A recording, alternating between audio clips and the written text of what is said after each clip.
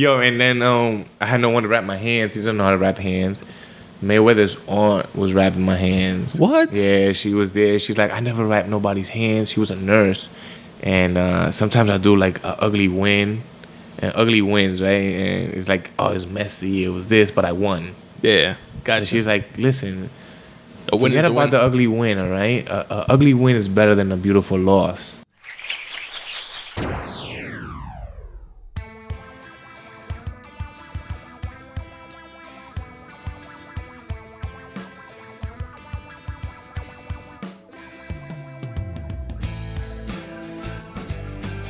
What up, folks? What's going on? Welcome to the Spun Today Podcast, the podcast that is anchored in writing, but unlimited in scope.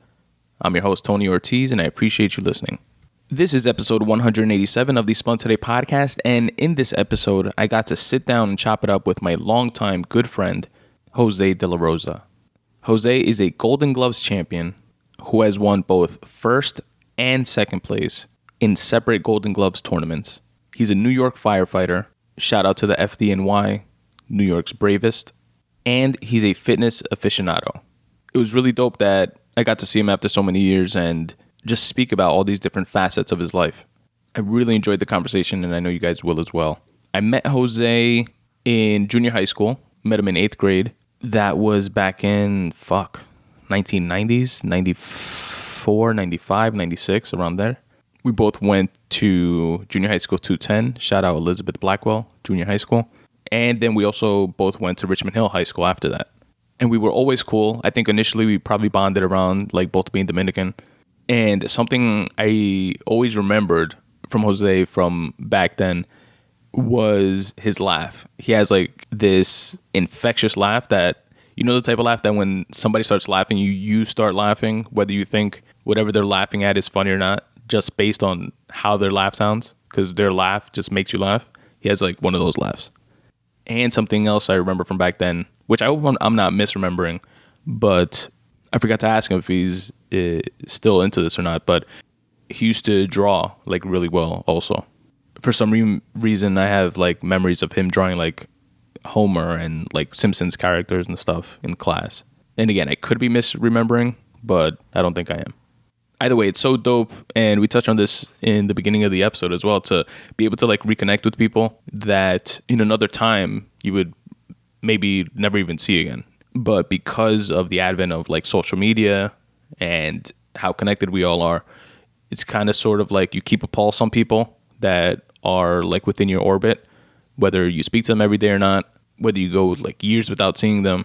So you kind of have like that option to like reach out and speak to someone that you otherwise, you know, wouldn't be able to, because you don't know like where they are, where they live, their numbers. And we've always definitely kept that connection, but it was dope to, you know, get to see him in person and just sit down and chop it up for a bit. We speak about his journey through the Golden Gloves, which for those of you who don't know, the Golden Gloves is an amateur boxing tournament that started on March 28th, my father's birthday, by the way, March 28th, 1927. It's been around for decades. It's considered like Jose broke it down during the episode. There are other boxing tournaments within the country here in the U.S., like the Metro, and there's like regional or like local tournaments. But the Golden Gloves is like the cream of the crop of the amateur / semi-pro scene within boxing. And I'm sure you guys like me have definitely heard that term before, like in terms of like in movies or TV shows, like, oh, he's a Golden Gloves champion.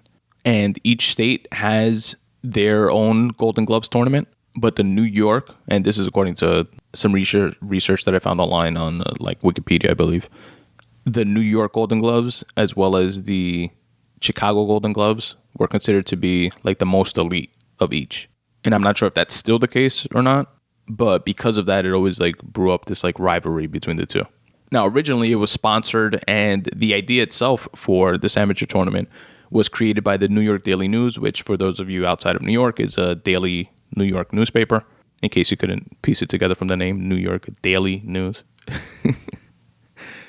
And it was created by the then editor as a way to sell more papers by giving them something to cover within sports during the winter months.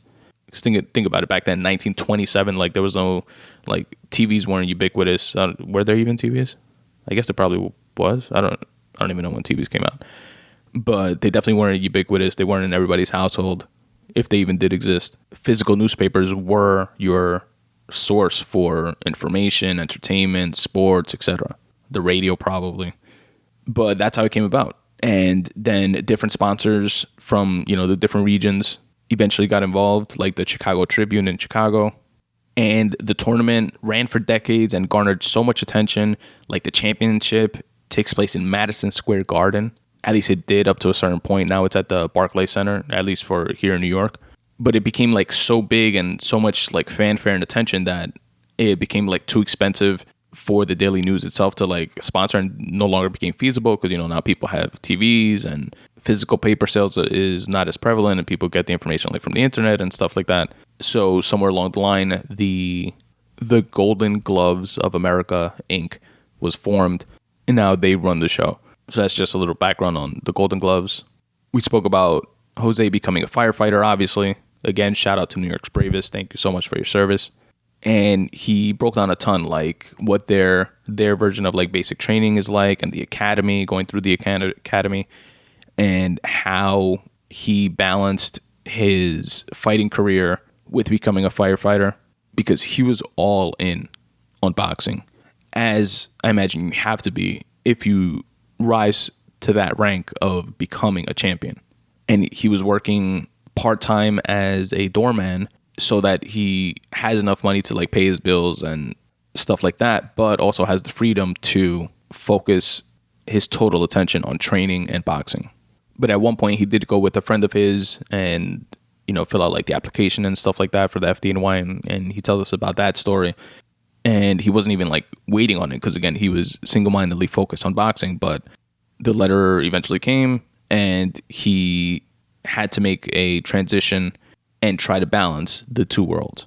So we get into that. We get into like what they do day to day, like firemen. Because like I told them in the episode, I think that most people, myself included, have like this image of firefighters in their heads that's like, they fight fires, sure, like whenever there's a fire, but I never see fires. So they must be just like chilling and hanging out and playing cards and shit like we see in the movies, like normally day to day. But that's 100% bullshit. Like they do so much day to day, and they have calls a daily, which we as like the citizenship, I guess, like take for granted. But so much goes into them being able to do their jobs properly in terms of like the fighting of fires and stuff like that.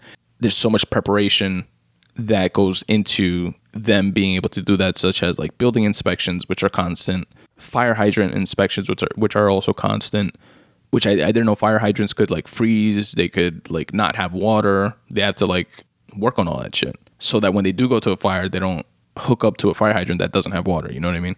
Constant trainings, updating databases with information of different buildings and how they're made up, and from their like building inspections,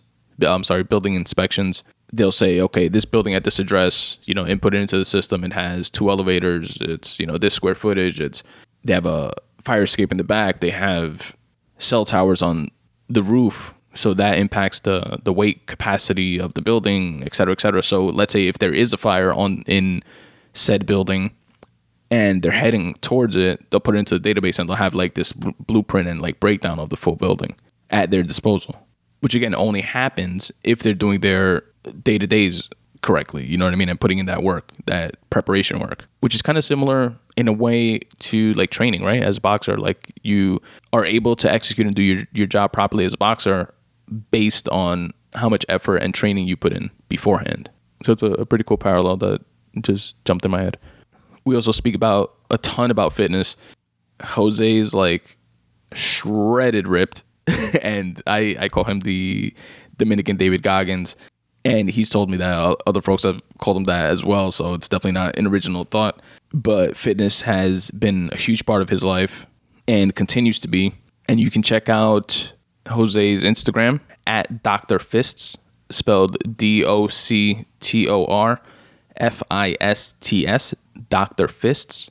On Instagram, he puts up a bunch of like workout challenges. He puts up like workout videos of himself, like showing you like how to do the actual exercises with like motivational anecdotes and so much more. Definitely check it out.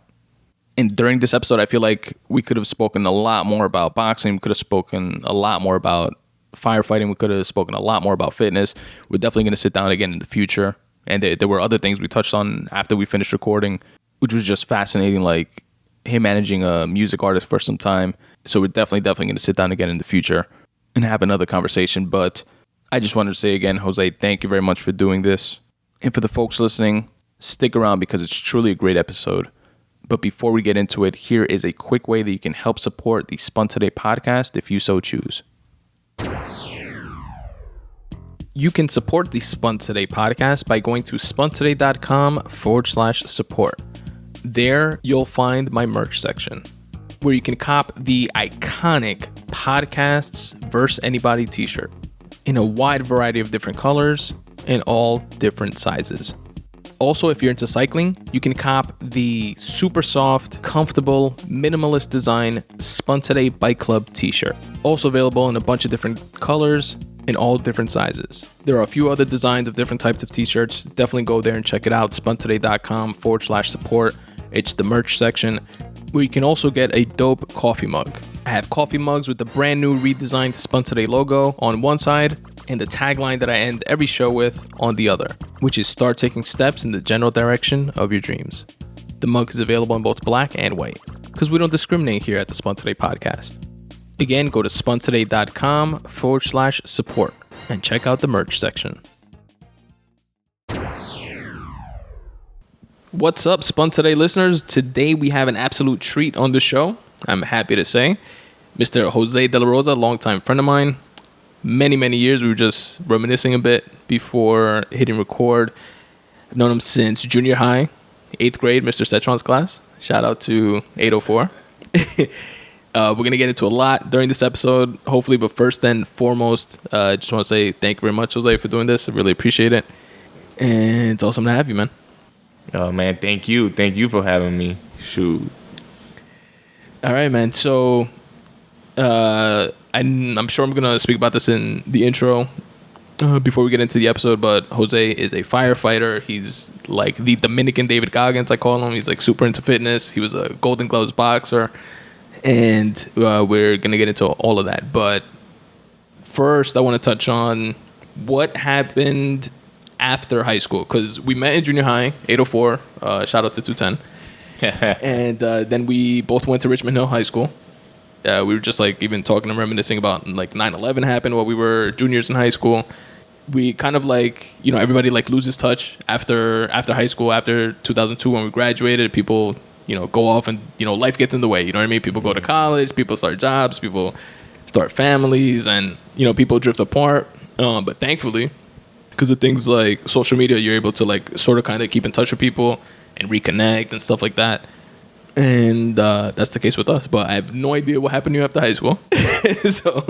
And I definitely want to get into like your journey and how you got into boxing, and then FDNY, and then, you know, fitness obviously has been a part, like a through line through all of that for you, because obviously you're like super fit, but you also have to be fit to be a boxer. Me imagino you have to be fit to be a firefighter, or at least it helps. Not to be like the fat firefighter in the back.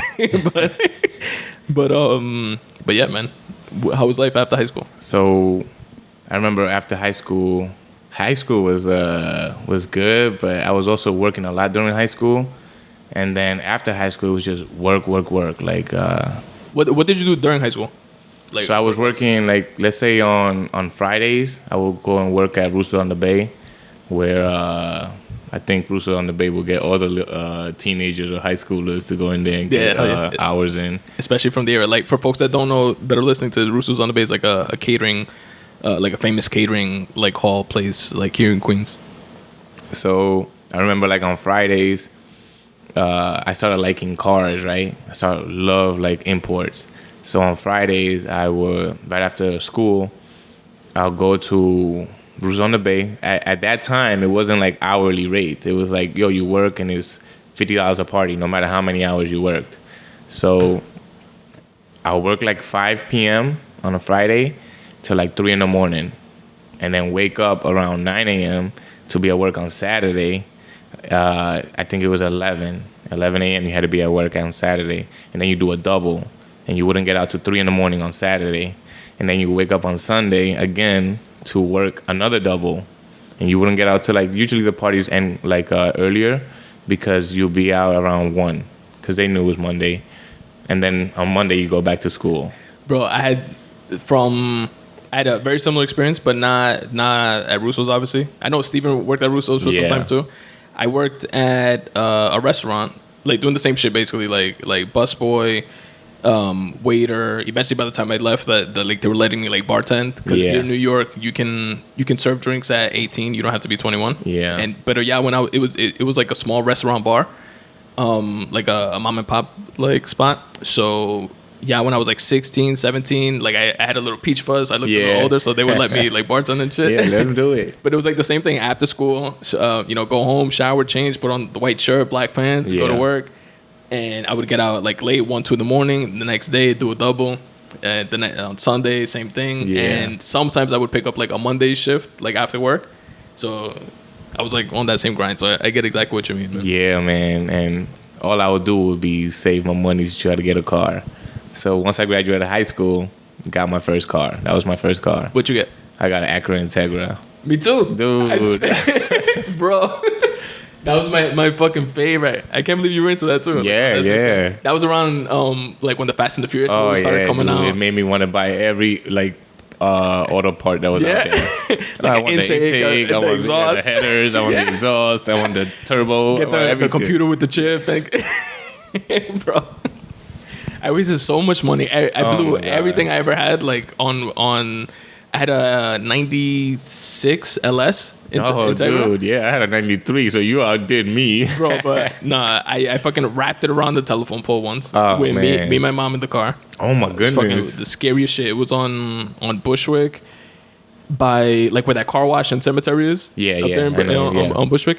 Like getting out the Jackie Robinson, and there was like a van like next to me at the red light. We pull off, and then I got in front of him, but he hit me in the back. Yeah. We fucking spin, hit a light pole, ese fue, the van, and completely totaled the car. Then after that, I was still con el vicio that, like... I want another one. Yeah. Then I got I remember it was a salvaged 95 GSR, but no interior. Like literally no rug, no nothing. Nothing. Pero I had bought... because the LS was like the base model. I don't remember like what it was, but it was like cloth or whatever inside. Yeah. I had saved up to buy like gray leather interior or whatever. So I had all the interior, but I hadn't put it in the car yet. And then I crashed that car. So when I found the GSR, like at least I had the interior already. Oh yeah, you just yeah. Bro, and then after that, like literally after I finished like hooking up the car, like I always wanted like for years or whatever, like I was like sick of it, and I wound up like selling it. So my first one too, I wrapped it on freaking on Pennsylvania Avenue in Erskine, right around there. I don't even know how I'm alive. Yeah, I don't even know how I'm alive. Like it was so bad. Everyone the next day came over to my parents' house, and they were like, "Oh my god," they all thought I was dead. It was that bad. I don't even know how the car didn't explode. Damn. It was that, and there was no airbags back then. There was like nothing. It was I don't know how it happened, but it was like with another car, or like you hit the wall. So it was kind of, you know what it was? It was kind of drifting because it was raining, and then I guess another car might have just like fishtailed me a little bit. Maybe I was young, so maybe I was trying to do a turn or change lane when it was too early. True. So maybe I clipped him or he clipped me, whatever it was. There's some people that want to pull up a little faster, like this guy's not getting in my lane. Yeah, exactly. And then he might have just clipped me. But either way, it was just going, like I say maybe half a mile, I was trying to control it. And they didn't have power steering back then, none of that. So the wheel just completely took my hands and just turned it like 360. I went straight to the line. Fuck. Like it was bad. I don't know, like the gas tank was on the other side of the car. Like, it was just insane. Wow. And after that, then, like you said, I saved for another GSR. Nice. And then that got robbed in like 6 months. You serious? Right in front of my house. Wow. People must have been looking at me or whatever because they knew every Wednesday I go to college. And then on Wednesday around 6:30 p.m. when I was in college, they came right in front of my house, took my car. Fuck. Dude. And then I got another one. Damn, you serious? Oh, my God. It was like... Before you tell me the third one, I remember that because that reminds me like cars getting like stolen and stuff. it was like so big. It's probably big now, but como like we're not in that mundo or whatever. Yeah. Like we don't like notice it maybe. Yeah. But I remember that used to happen left and right. Like people's like rims get stolen or their cars get broken into. Just for the motor or whatever it was. Exactly. Yeah. And I remember the club was big back then. There was another one that we used to put like on the pedal, like a club, but for the pedal. Yeah. Or, I like remember that. for the clutch For the or something. clutch. And The multi-lock. I had a multi-lock. like a padlock It was a multi-lock. I used to do the padlock too. under the steering column. The steering right? column. Yeah. So the multi-lock was where you change gears. So it wouldn't be able to. So no one would be able to change the gears. Oh, right. That you like put it in like it wouldn't be able to change or reverse or something, then lock it in. It turns out that they must have, I guess, cut my my shifter and then just be shifting with their two fingers. Wow. Whatever it was, but they got away with it. Fuck, man. Yeah. And you never got the car back or nothing? Never got it back. Shit. That's crazy. So And then after that, you got a third one? and then I got a third one, dude. No GSR? motor. Yeah, no motor. No, I got the GSR body. Nice. No motor. And then it took me like maybe 4 years because my first motor that I bought, it came back and the mechanic broke it. Fuck. But he says he didn't break it. And now you have like this is my father's friend's mechanic. So now you can't be like you son of, you freaking messed up my motor. So I had to get another motor. Yeah. Yo estaba trabajando para nada. I was working for nothing. It's true, but like that is kind of like the beauty of being like a kid too, like a young kid without like too many responsibilities. Like you can have like a passion like that and like pour everything into it, and it's completely unreasonable. It doesn't make sense. Like from looking back at it, but at the same time, like I wouldn't change it. You know what I mean? Like me either. Going to the races and flat lines and stuff like that, and it was fucking like exhilarating. It was it was like good times. Yeah, when I had the GSR, I would. No, when I had this one, I put a Type R motor in it, and then I go to the Erskine races. And there was times that that I felt that adrenaline, like this is what it feels like to win a freaking race. Bro, I was always like too pussy to actually race. Yeah, like, with, like, I raced a stuff. couple of times. I raced with like my boy Noel, we were like good friends, or whatever. I remember he had a Civic Coupe or whatever. Yeah, I would race him or like you remember Miguel from high school? Yeah, the Colombian Miguel, him, he would always like go or Esrin and stuff like that. I would like race with them, but if it was like a strangers that I didn't know, like I would never do it. And I even only raced them like maybe 3 or 4 times, like in a quarter mile type of thing. And like our thing was more like in the highway, you know, like driving like that, cutting people off and stuff like that. Like that was like the fun thing or whatever. But man, I did a couple of races at Erskine. Nice. I did a couple of races like in Greenpoint. Oh, I remember Greenpoint too. Yeah, Greenpoint, and it was exhilarating when you go, and then sometimes the cops will come and they're just trying to block. That was like the funnest part. Oh, everybody did. Yeah. That was so. It was. I love that car. I can't freaking say I didn't enjoy it, even if it was taking all my cash. Yeah. And so I started working extra freaking jobs. I was doing catering at Russo's, catering like in some other like independent like people that would just take all their food and everything to a certain hall that they rent for the night. Nice. I started doing doorman on the summers just to get more parts. It was like all of it was into the car at the time. Yeah.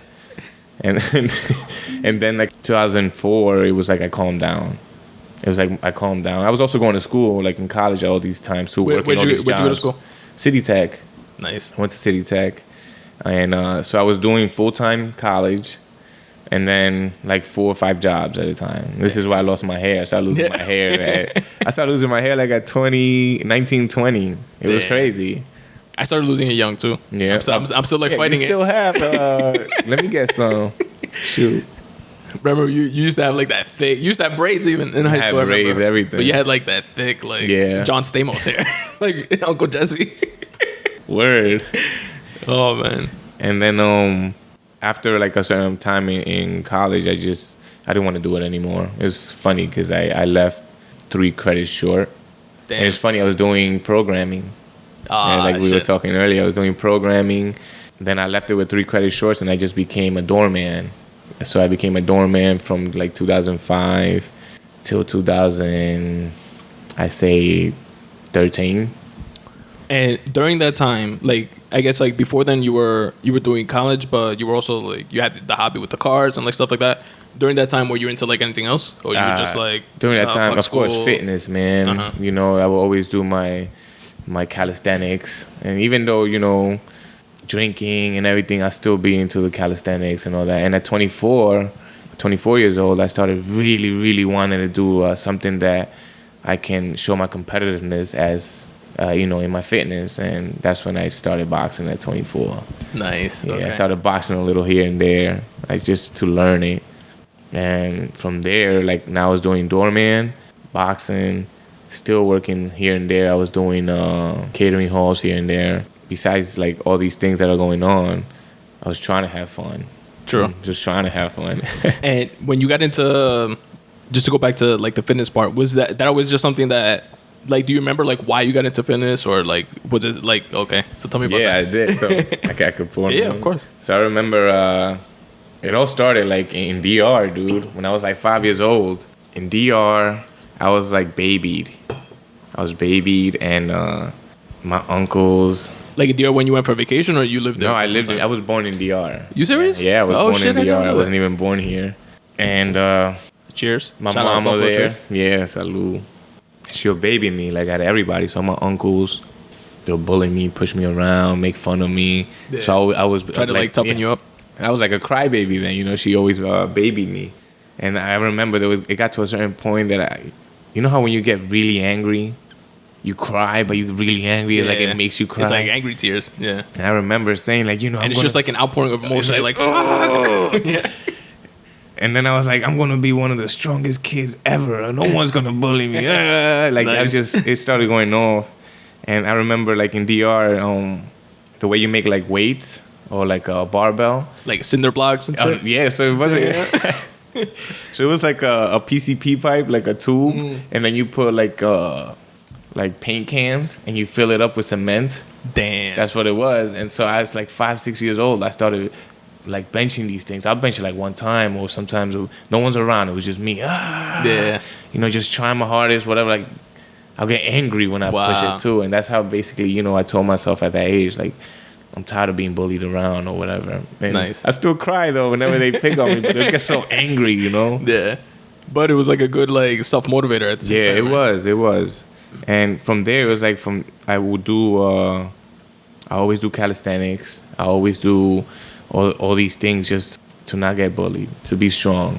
And where did you, because like around that age, it's like where did you like learn like what's a push-up, what's a sit-up? You know what I mean? It's not like now you could just like YouTube it or whatever, or maybe you saw on TV. Like, do you remember like how you learned? Yeah. No, over there it would be just more like I look at what they were doing. Okay. And then I'll do what they were doing. Gotcha. So it was like look and do, see and do, And that's all I was doing over there. So all throughout, like since you were a kid, so that was always like part of like your ethos, part of your like mentality of like being fit, not get bullied, and like stuff just like that. I don't want to be, I don't want to be bullied anymore. Or I don't want to be, I want to be strong. Right. And all right, so now you're a doorman.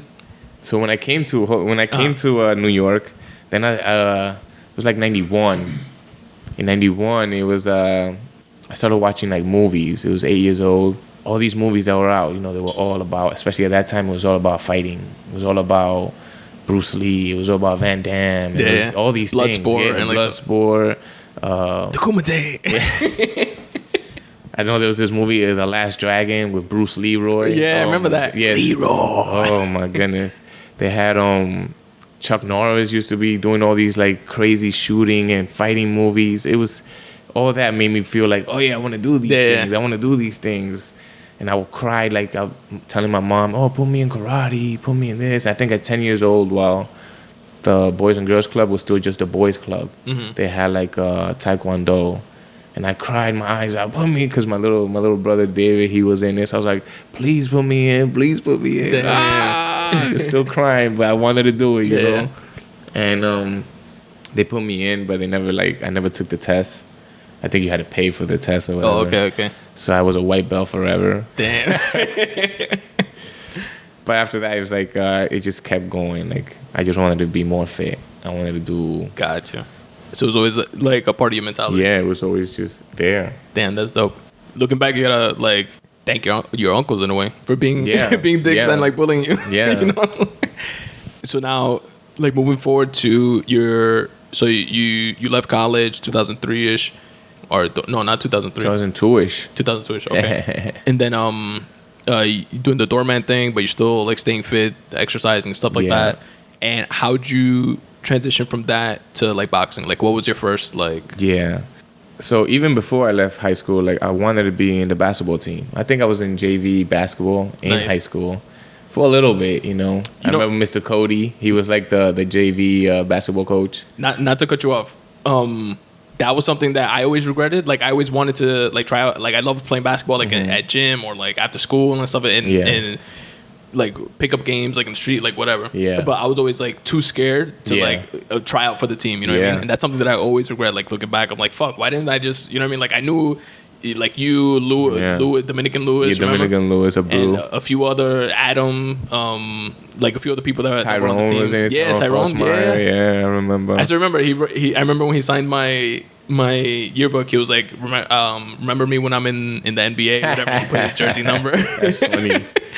And I was like, why did it? Like, I don't know what it was, but I was like scared of, or like socially awkward, kind of. But you know what I mean? It's a fear. It was like weird. And I had that fear too. It's like I've had it so many times. It's a fear that, you know, what if I don't make the shots? What if I make a mistake? Or what if people are looking at me? Everyone has these fears. It's just at that age, if you don't have someone to actually push you, or someone that you actually admire that's doing it, you're not gonna do it. You're not gonna have the oomph to actually just like that insecurity just like takes over and you're like, oh fuck it. Yeah, so that happens to a lot of us. And then I didn't even make it that far in JV, but I wanted to be in basketball, and then I wanted to be in football. My friends in Adams, they were all like football guys, so I was gonna transfer to Adams. Damn. And they were like, "You're too small, you know, don't even transfer." You'd be like Rudy. Yeah, basically.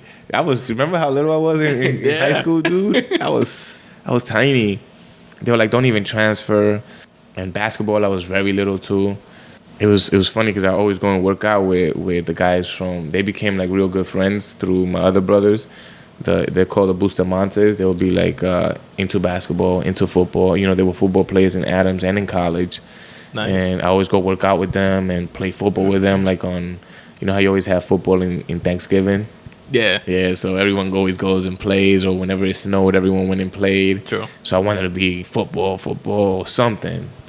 And it seems like you always gravitated towards like that camaraderie of like sportsmanship and It's a competitiveness, I think. True. I think you like the competitiveness of it. It's like, I'm gonna be better than this guy. This guy can't beat me. Okay. So that's what was like feeling you. I think that's where it came from this little, right? It's like, you know, I'm gonna be strong. I'm gonna be this. And whenever they did something, I wanted to play. I wanted to be in it. They wanted to work out. I wanted to be in it. So I remember like 15, 16, my brother had gotten like some gloves, and we started like just play fighting in the garage. And I remember I was hitting people, and they were throwing up. And like boxing gloves? Yeah, boxing gloves. And I was hitting people. They were throwing up and everything. Damn. They were like, oh, man, this kid. And these are like big, like 18-ounce gloves, you know. And I started liking it. And that was like at 15, 16. And I was like, oh, I want to do this. I want to box. My parents wouldn't let me. Yeah. Prior to that, were you ever like a boxing fan, or this was just like a random thing that happened? Your brother got some gloves somewhere, and you guys put it on and started hitting each other? You know what? Like in the 80s, like not 80s, like in the 90s, you always see the fights with Tyson. The Tyson era, yeah. And my father the like 15-second fights.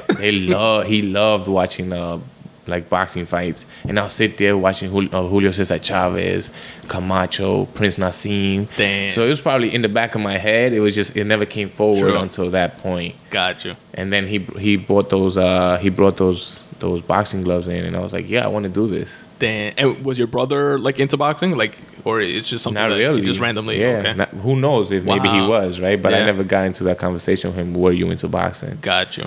Maybe it was just in there since I was little. Yeah. But it was good because at a point, it was like, there's a lot of times that I'll be on a game, like a basketball game, and someone gets tired. Or a football game and someone missed a catch. Or whatever it was, you know, if we're doing a race, someone gets tired and they didn't go the whole way. And I was like, damn, we didn't win. Or handball told me. I used to love playing handball, remember? Damn, handball, I remember dude. you used to love handball. I almost forgot that sport. Wow. Even in junior high school. I remember that. Yeah. In junior high school was who was king of the court. That's crazy.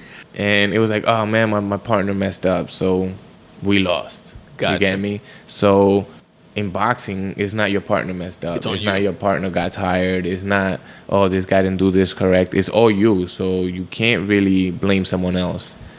Unless you have a crappy coach. But I'm with you 100% from that. And what I like from that is like the sense of like accountability, because I relate that, like what you just said, to like writing and stuff.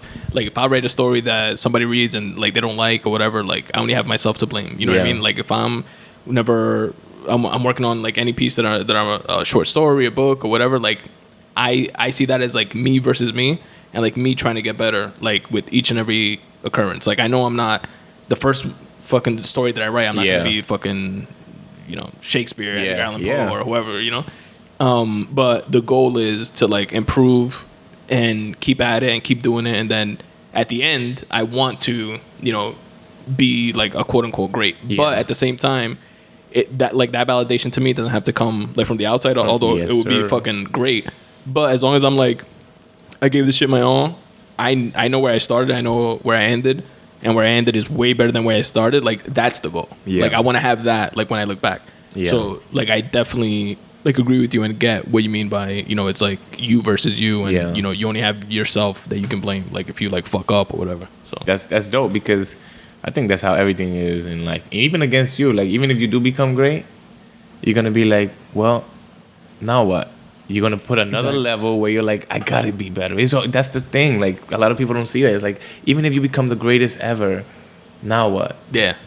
You can't just like be satisfied with that. Like, what's next? What's next for you? Because it's you versus you, not you versus everybody else. Exactly. It's like, what is the next best thing for me? It's like people talk about, you know, Jordan. He's the best in basketball.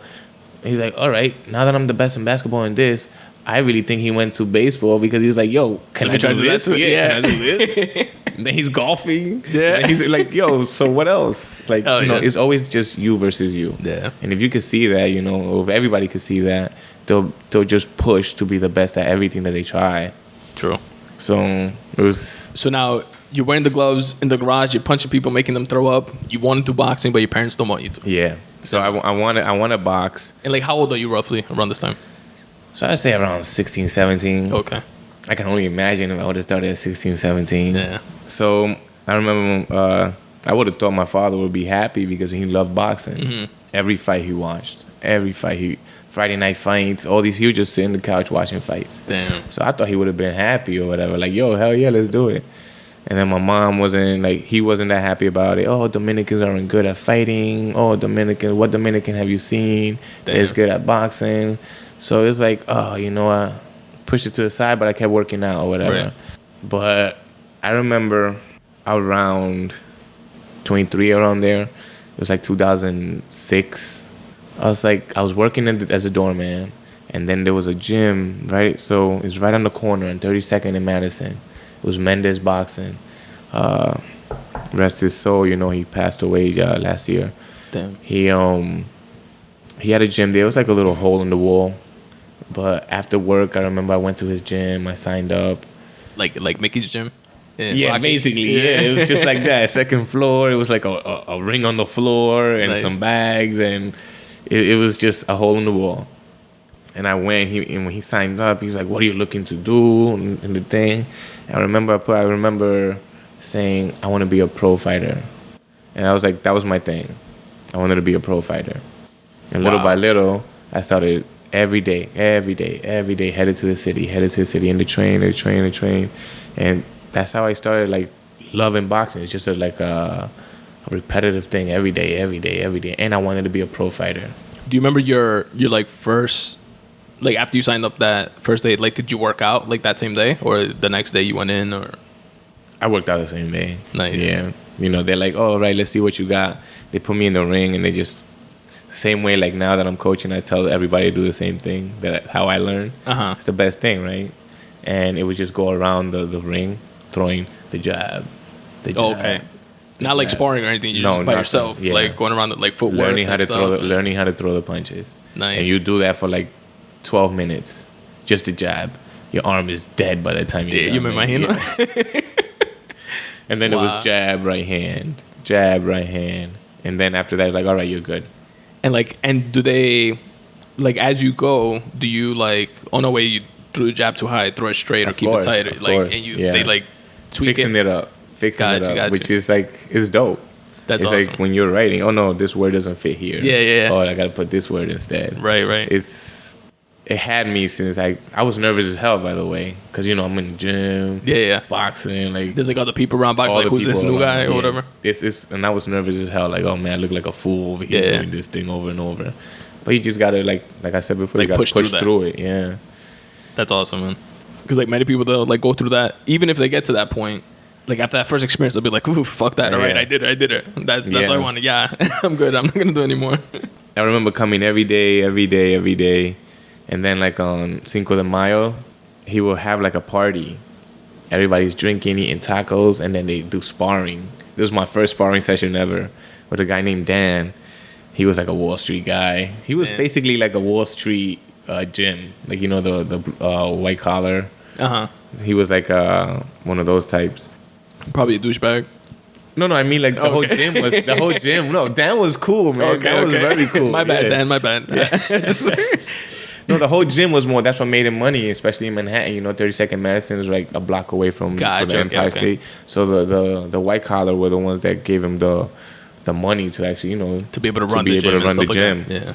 So he was a white collar guy, and I remember the first sparring session ever. I started doing amazing. You know, I was just doing all the combos and hit him with a couple of straight right hands. His nose exploded, dude. It was blood all over.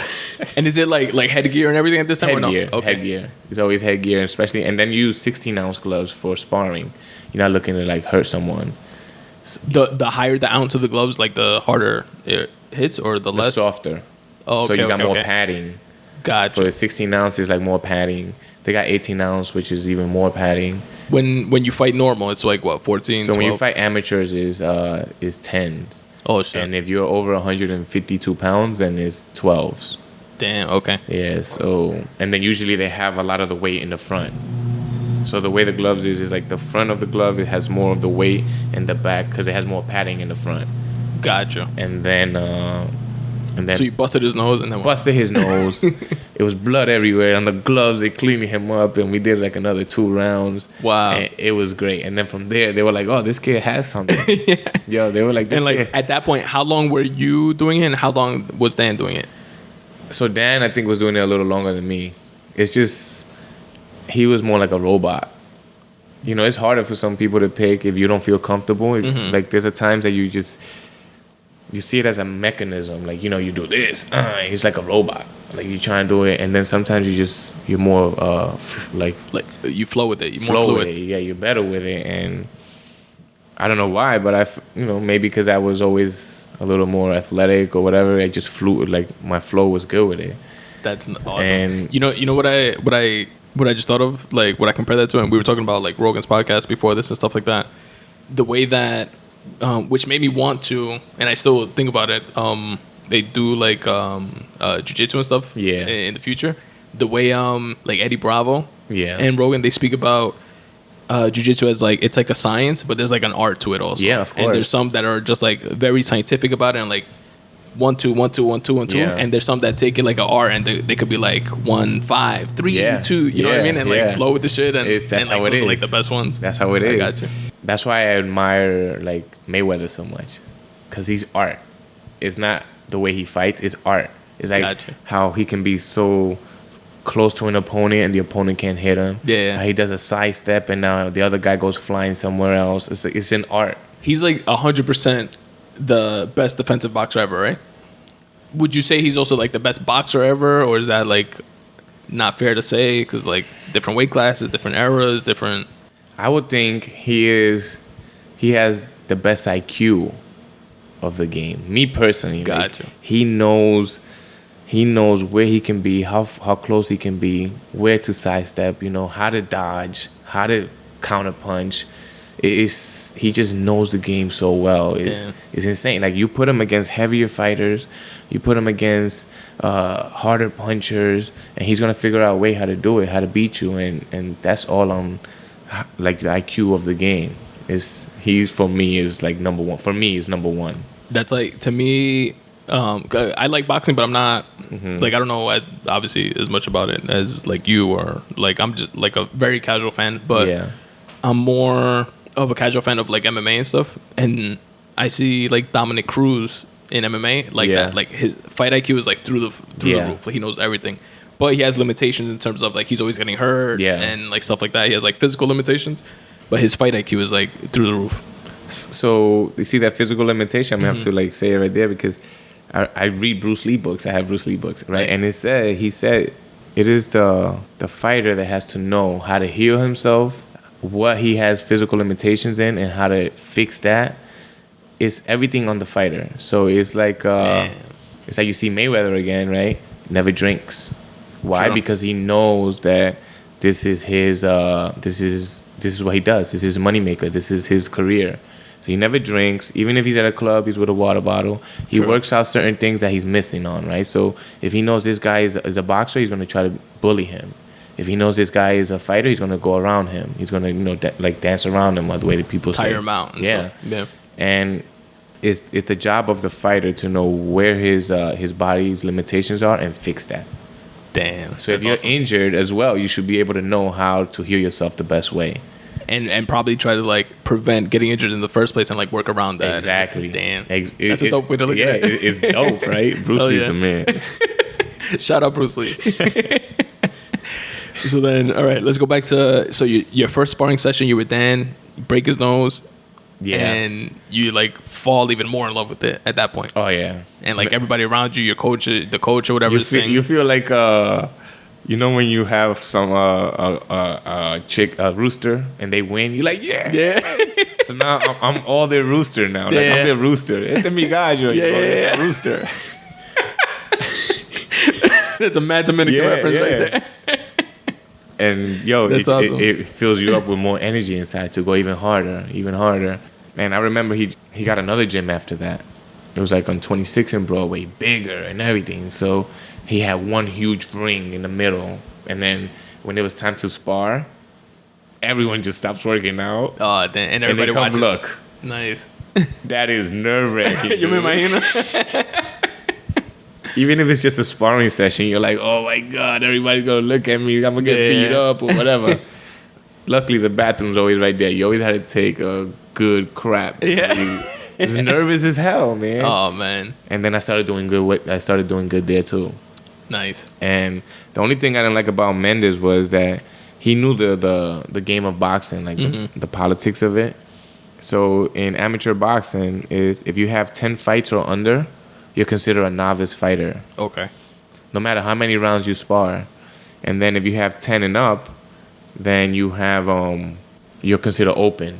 So you can have 11 fights and fight someone that has experience of 120 fights. Damn. That's it. It's over. There's like no other like gap. There's no other boundary. No, there's no other limitation. It's just once you're over 10, you're done. Or if you win a major tournament, you're in the open. Okay. So I remember in 2007, my first fight ever, like not sparring, fight, was in the Golden Gloves.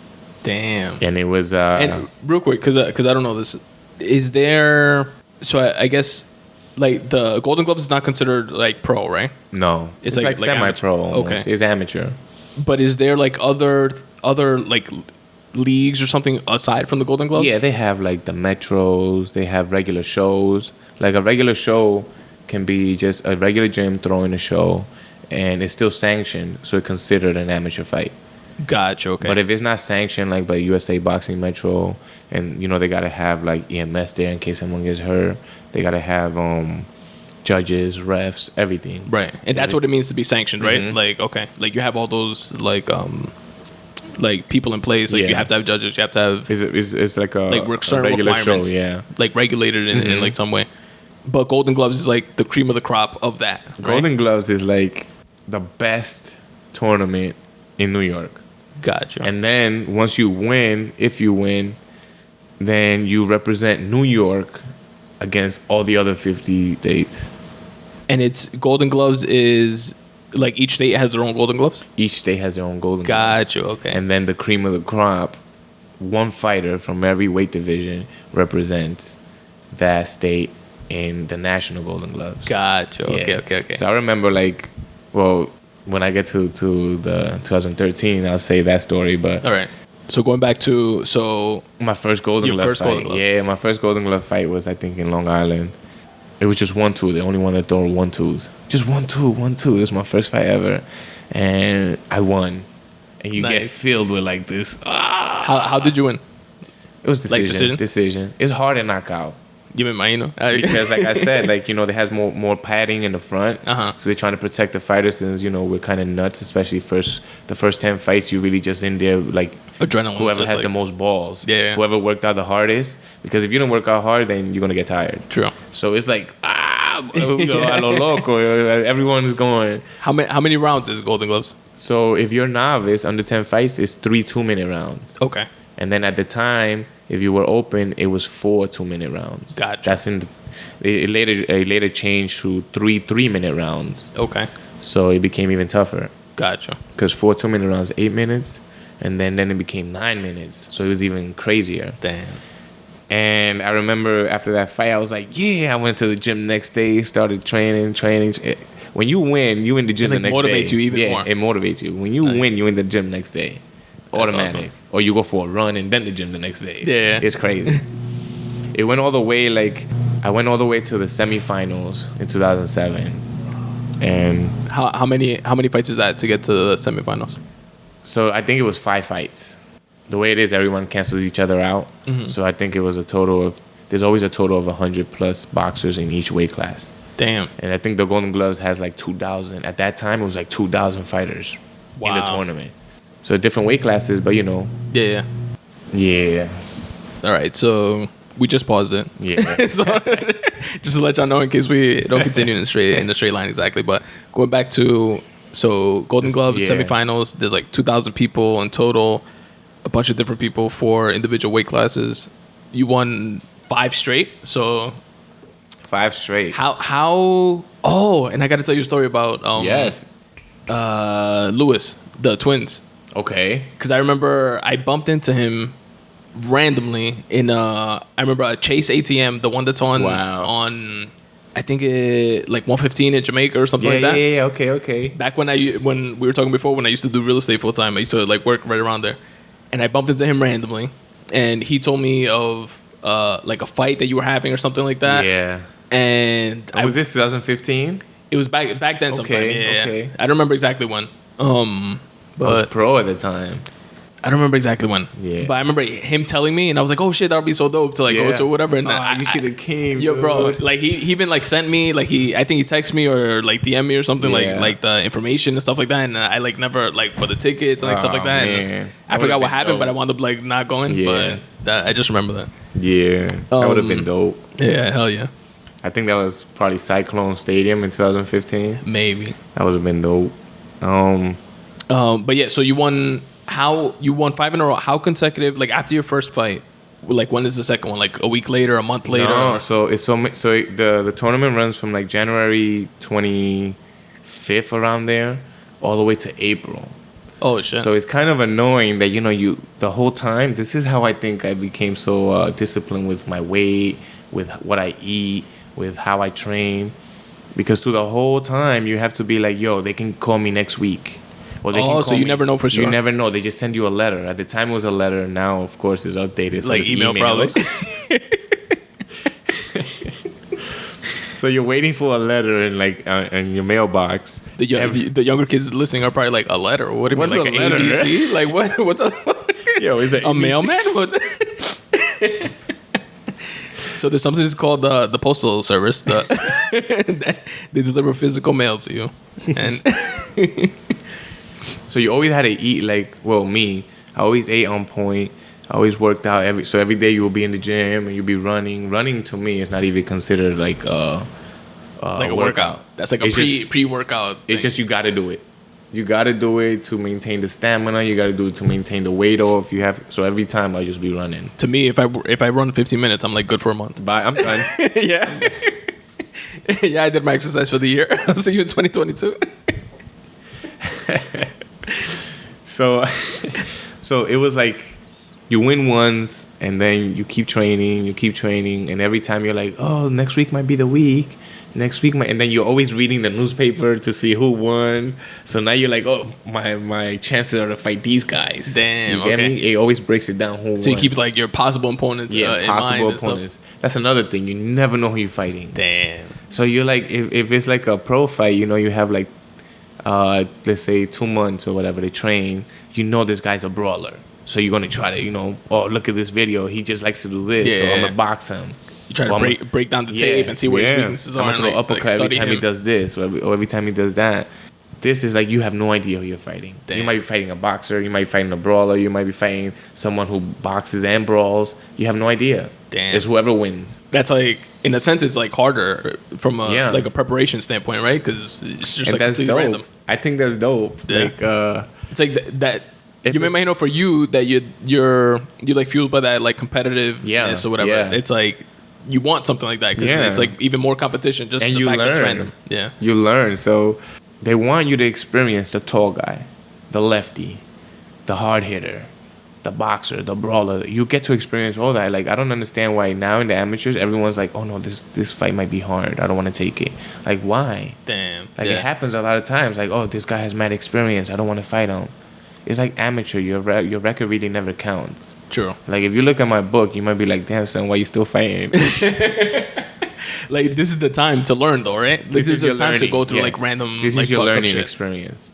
If you plan to go pro, I mean, you know, this is your learning experience. You want to fight the tall guy. You want to fight the short guy, so you know how to move around them, how to use your jab. You want to fight the hard hitters. Can I take this shot?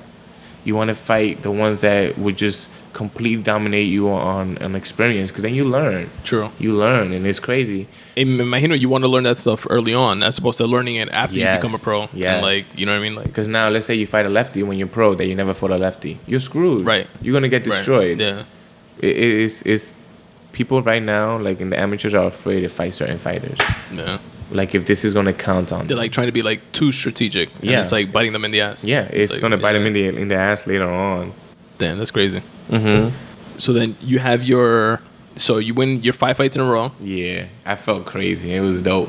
This will happen on my 5th fight. I can never forget it, man. In 2007. Were they all decision, real quick? Like All between decisions. that? Okay. Yeah, I don't think I hit hard, but I was a mess. Yeah. I was a mess. It was like if you had experience and you could time the right punch with how hard I hit, then I would have been knocking everybody out. But you know, the experience is what counts. You know, True. Yeah, you can hit someone real hard, right around the side of the face or the ear, and they're gonna take it. True. When you hit someone really, not even really hard, right on the chin, they're falling. Yeah. It's automatic. Like It's automatic. It depends where, how good your experience is and where you hit that punch. Right. So how'd you feel after your 5th one? No, on the 5th one, check this out. On the 5th one, Salinas, I always remember him. He was in the post office. It's hilarious. Are you serious? Oh, yeah. He used to work for the post office. So he's the guy that brings us out. He's bringing me out. All of a sudden, I go to my corner. This is in Hostels Community College. By the way, every event is different, so you don't even know where you're fighting. It's pretty dope. Hasta eso. Yeah.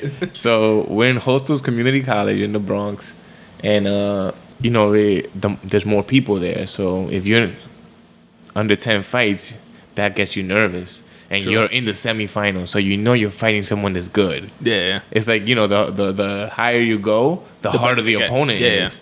So I remember fighting this guy, Gledwin Ortiz. And Salinas brings us in, and I go to my corner, and then he walks around, and he takes a corner of the other guy. I'm like, what?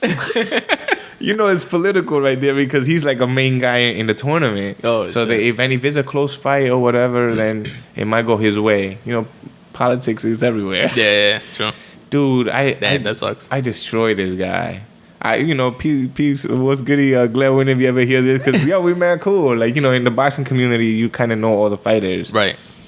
But he knows I won. We've spoken before. He knows I won, and they gave him the decision. Damn. And, which, I don't know, like, I really would have liked to have fought in the Garden, because the finals was in the Garden, dude. Oh, shit. And then it was against this kid named Steven Martinez. Steven Martinez was like, every time I saw him, we would talk. He's Dominican. He was good. He was tall. Nice. And that was going to be us in the Garden. Wow. And that would have been dope. That would have been dope. And then, you know, in the Garden, if whoever goes to the Garden automatically gets a chain. So they automatically got a Is chain. that like the glove? The gold chain? glove and the Nice. silver glove. So you got second or first. Gotcha. But either way, my thing was like, so after a while, I would do the golden gloves every year. Mm-hmm. And there was a point that I would lose, and I've lost every year from 2007 to 2012. There was a point that I was like, yo, man, fuck it, just give me the silver. I don't care. I just want to go to the finals. Yeah. And that's terrible, by the way. I just want to say that's terrible of me to even think like that. Like that mentality. Yeah, it was like, yo, I want to get to the finals. Give me the silver, you know? And Yeah. as an athlete, it's like, I don't know. As an athlete, sometimes you're like, yo, let me go to the finals. I want to see what it is to feel in the finals. True. I want to see what it is to fight in the garden. I want to see It's what like kind of you were like counting yourself out a little bit. Like if I made it to the finals, I won. like that was it. Yeah. That's bullshit. But it was in my mind, you know? Like every year Yeah. I'll lose for what? That's 6 years, 6 what? No, 5 consecutive years. Damn. It's annoying, dude. And every day I'll be training. My bad if I'm a little stumbling here. Nah, that's thanks to the Buffalo Trace. Yeah, Don't worry. Buffalo Trace is delicious. No, but that's part of it. Like that type of mentality, like always, like creeps into your head, like negative thinking and like stuff like that, Yeah, and, man. and kind of like trying to make yourself like complacent. Like, all right, if I do this, that's good enough. All right, Yeah. I'll take that. I really want that, but I'll take this. You know what I mean? Like Yeah. that.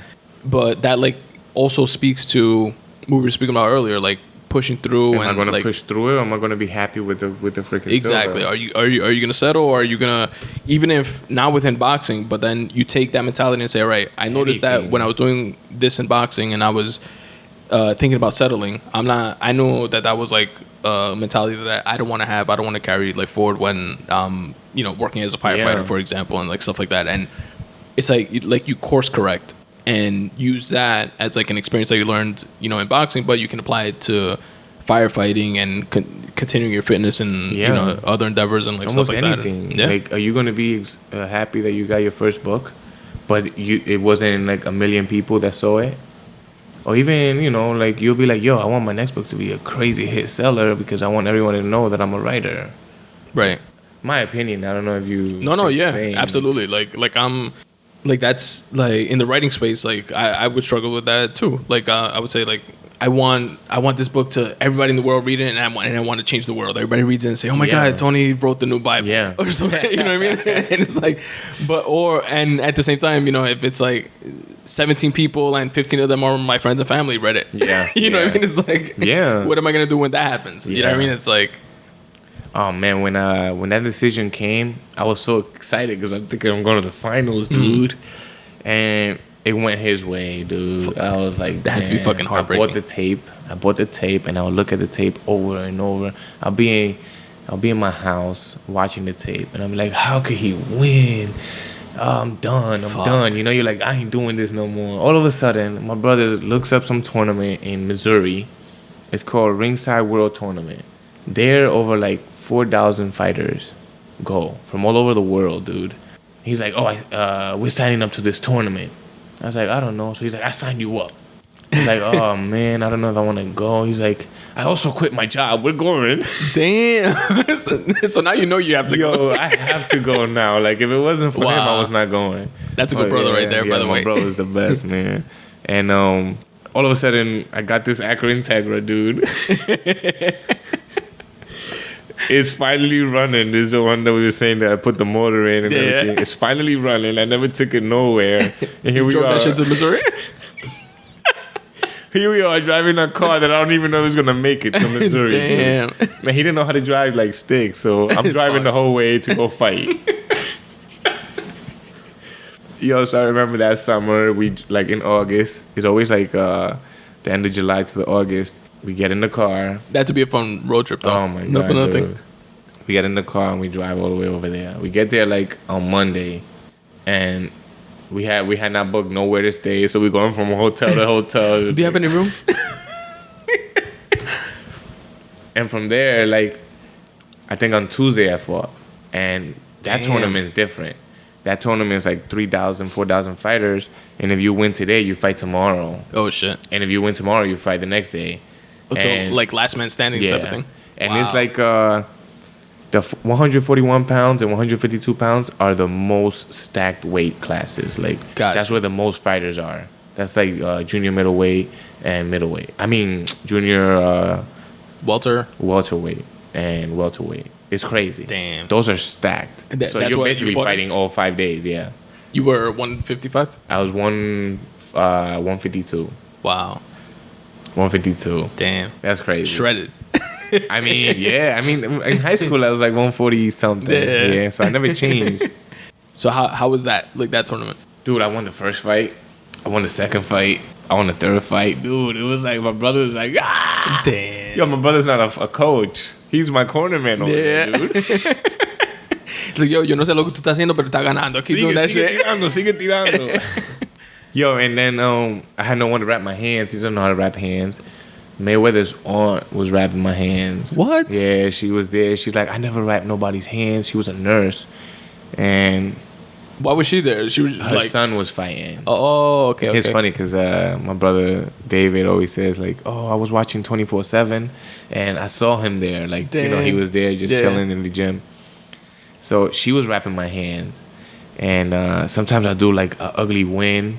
And ugly wins, right? And it's like, oh, it's messy. It was this, but I won. Yeah. Gotcha. So she's like, listen, forget about the ugly win, all right? A ugly win is better than a beautiful loss. True. Yo, that still sticks with me today. Like, you know, some people like into that, like in the tournament before, I know I should have won, but I lost. It was beautifully mine. It was like a beautiful loss, but it's true. So we get to Saturday, dude.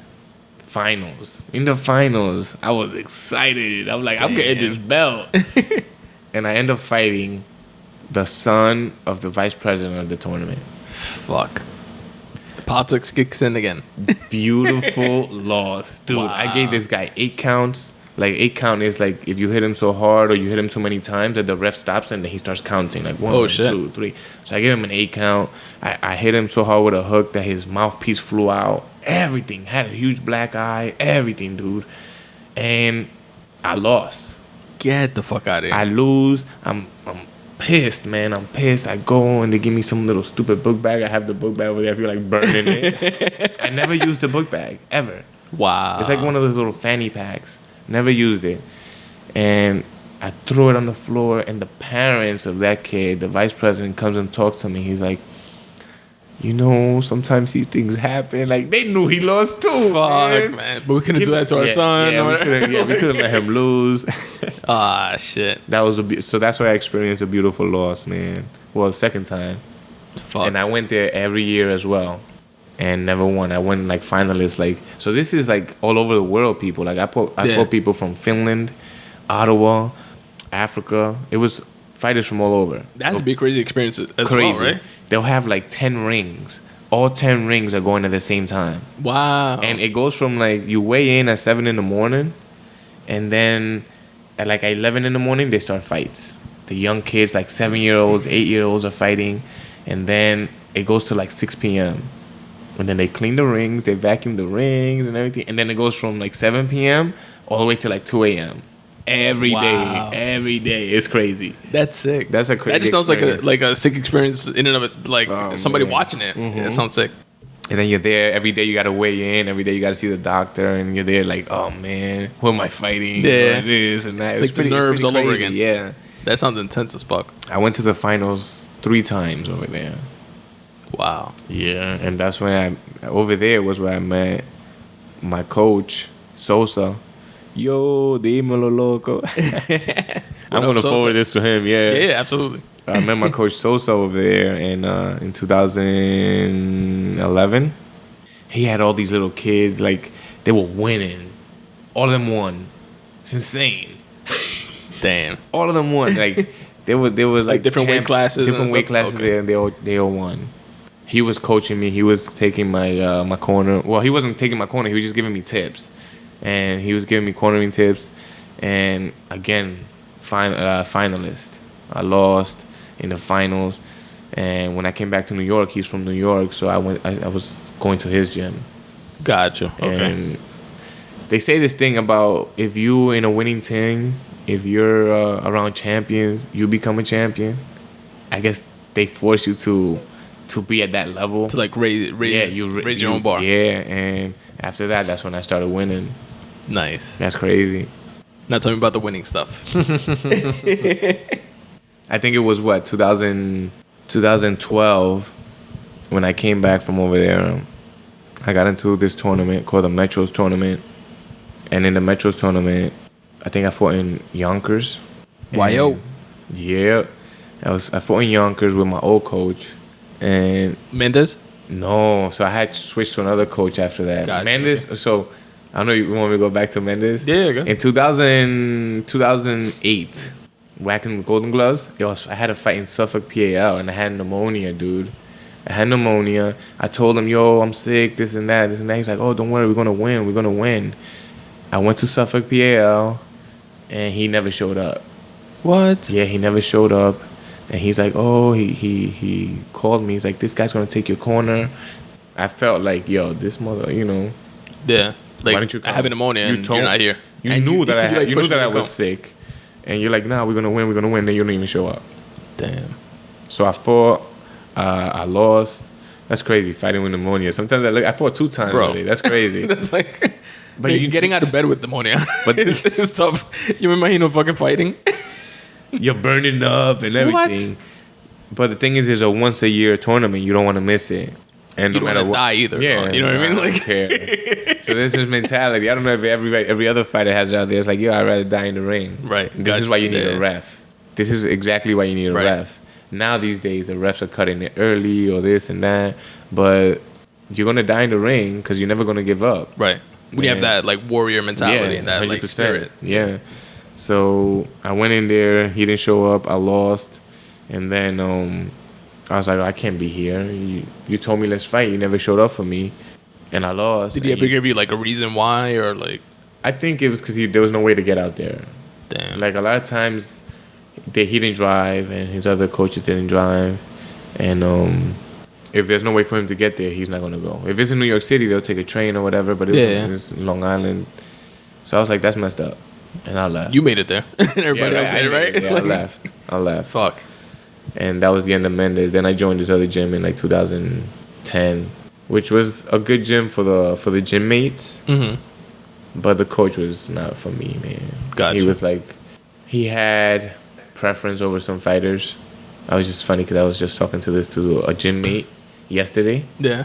I'm gonna say it real quick because I'm working in my job yesterday and he shows up. He's like, yo, you remember me? I'm like, oh, he had a beard. I'm like, and there's so many people like, yeah. Sometimes I get messed up because it's like, do I know you from boxing? Do I know you from the fire department? Do I know you as from one school? Of my friends? Yeah. Do I know you from school? Do I know you from this?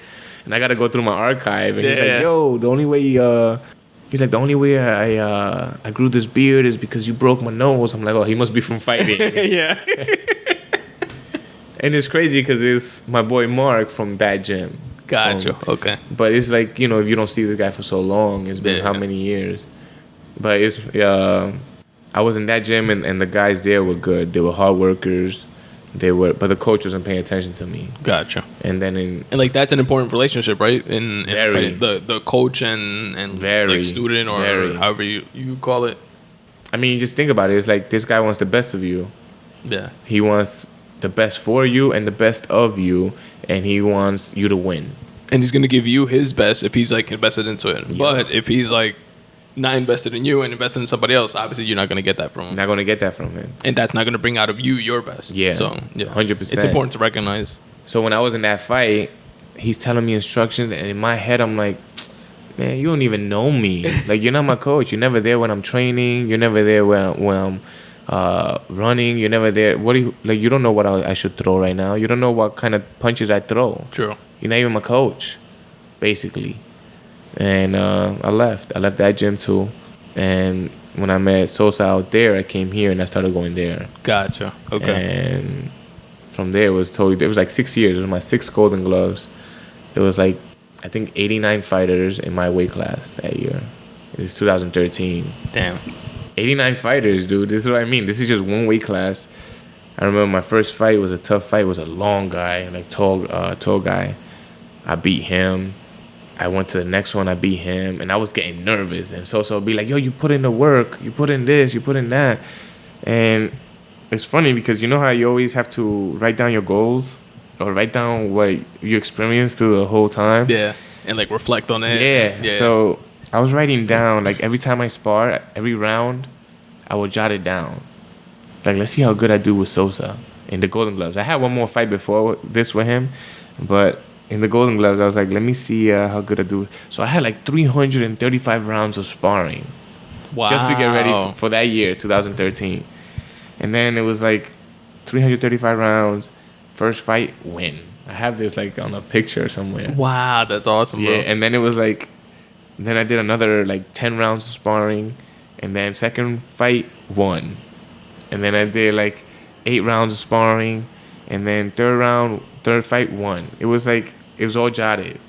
Damn, bro! If you find that picture, send it to me. I'm gonna put it like on my website for this episode. Dude, it was insane, and then I kept winning, and he would just be like, "Yo, trust the process. You know, it's all depending on the draw." And it's true, the draw is amazing. Like, it could be. What does that mean, the draw? So you never really know who you're fighting. Remember what I said? Yeah. So it'll be like. So it's like the matchup. Yeah, it'll be like someone just pulls a name out of the hat. That this guy's fighting this guy. Gotcha. Okay. So it's all depending on the draw sometimes. Okay. So it'll be like. If you're the first fight and you're fighting the number one guy in the country, you're fucked. Basically, you're kind of screwed. Yeah. So little by little, I started pulling out the right names. Not me, but them. And it just kept building up my confidence. No matter how ugly I looked in the fight, I'm winning. Yeah. I'm winning. Like, I got that. That you better, like, take me out. Driving mentality. Yeah. You better take me out if you want to stop me. You hit me, boom, boom, boom, boom. I'm coming. You ain't stopping me. I'm going to win. Like I'm a fucking win. Dominican zombie. A bull, son. Yo son todo loco. Yo, so I remember every fight I was winning, and then I remember semifinals. I got the weakest draw of the pool. I'm like, yeah, boy. I got this. I'm going to the finals. Oh, man. Yo, I did great in that fight because I knew already he was the weakest link in the draw. My opinion, of course, but everyone kind of knew it. And then I did great on that fight. I think I gave him like 1 8 count. And then I was like, yo, I remember everyone was excited. I'm going. So the whole time, there's no longer the Garden. Now it's like the Barclays Center. And I'm like, I was devastated. Like, oh, when they're fighting the Garden. Yeah. It's like history in the Garden. All of a sudden, it's like, Sosa would be like, just be the first one to win it in the Barclays Center. That's history within itself. Hell he kept going like amping me up. I like Sosa. Sosa's dope. Like, he knows like the like right like perspective for the situation. He was boosting me up, man. When it came to the finals, the finals was against this kid named Peter Dobson. Dude, this guy was like, he went to the PALS, which is like a national tournament. He went all the way like 4 fights in and everything. Like, he already had won the Golden Gloves before. He was strong. He was a good fighter. What can I say? He was also from the Cops and Kids in the Bronx, I think it was. And everyone thought he was gonna knock me out. Everyone thought this guy, that's it, is over. And in the Barclays Center, when I get there, I look at the ring. I'm like, damn, there's a big ring. If he boxes me, if he boxes me, because I'm a brawler. But it turns out he's a brawler too. He's a hard hitter, so he wants to be like in front of you to try to knock you out. Dude, I don't even remember what happened that fight. It's like your training took over. You went blank and you did everything you were supposed to. Just like execution mode. Execution. And I took home that win. Wow. Dude, it was unbelievable. I cried the next day, like on my pillow. I was I feel like crying right now. Dude, I was on my pillow like, amazing. 6 years of hard work came out. It was dope. Finally paid off. Mm-hmm. And then that's fucking amazing, man. That was my goal though. Like, after a while of so much losing, it was like, just win the Golden Gloves. Win the Golden Gloves. Win the Golden Gloves. That's nuts. Win a tournament. I completely forgot about the goal that I wrote down with Mendez, remember? Where I said I wanted to be a pro. Right. That was gone. Right. That was like all I was. You took a left turn and just like started focusing on the Golden Gloves. Let me win the Golden Gloves. Then in 2014, I'm the guy to beat, right? And we went to... And what was that tournament? That was the Golden Gloves. That was Golden Gloves? Yeah. That wasn't the Metro one? No, that was the Golden Gloves, dude. Oh, shit. I got my You chain. have the chain and everything? I got my chain. I gotta see that shit, bro. I got... It was the first time in the Barclays Center. Everything was dope. That's amazing. Yeah. It was. Then right after that, we went to see who's the best in the country. This is like in Washington. Right. So now the person who wins the Golden Gloves in New York. No. Then that's a different fight. Like that's in Salt Lake City. That's a national Golden Gloves. Gotcha. Okay. The national Golden Gloves, you get to represent New York. That was an experience too. Like it was dope. Damn. It's like boxing led me to different experiences. That was in Salt Lake City. I've never traveled unless it was to fight. So that was my first time where everything was paid for. They gave me a couple of bucks for me to spend over there. They gave me a hotel room. It was dope. Like, oh shoot, someone's taking care of me from fighting. Hell yeah. It wasn't me paying my own bucks. Like when I went to Kansas City, there I should have won that too. And I fought the number 2 guy in the country. They gave it to him. Damn. Yo, I'm telling you, son, politics runs everywhere. So it does, man. His name was, I can't believe I still remember these names. His name was Tony Losi, dude. And I remember I should have won that. And the guy went and complained, like, yo, this is the most absurd scoring I've ever seen. Like he beat me by a number that shouldn't even happen. Like, I should have won that. And they were like, no, he won by this amount of number. Like, the way they scored it. Yeah. And he went and fought it, but they were like, no, he won. He lost the next round. Shit. And then that same year, I went to the Nationals. This is to see if you're number 1 in the country or not. Okay. The Golden Gloves Nationals. No, this one's called the Nationals. Oh, okay. This is for you to be like number 1 in the country. Okay. The Golden Gloves is a different tournament. Gotcha. So the Nationals is just the best of the country go and fight in that tournament.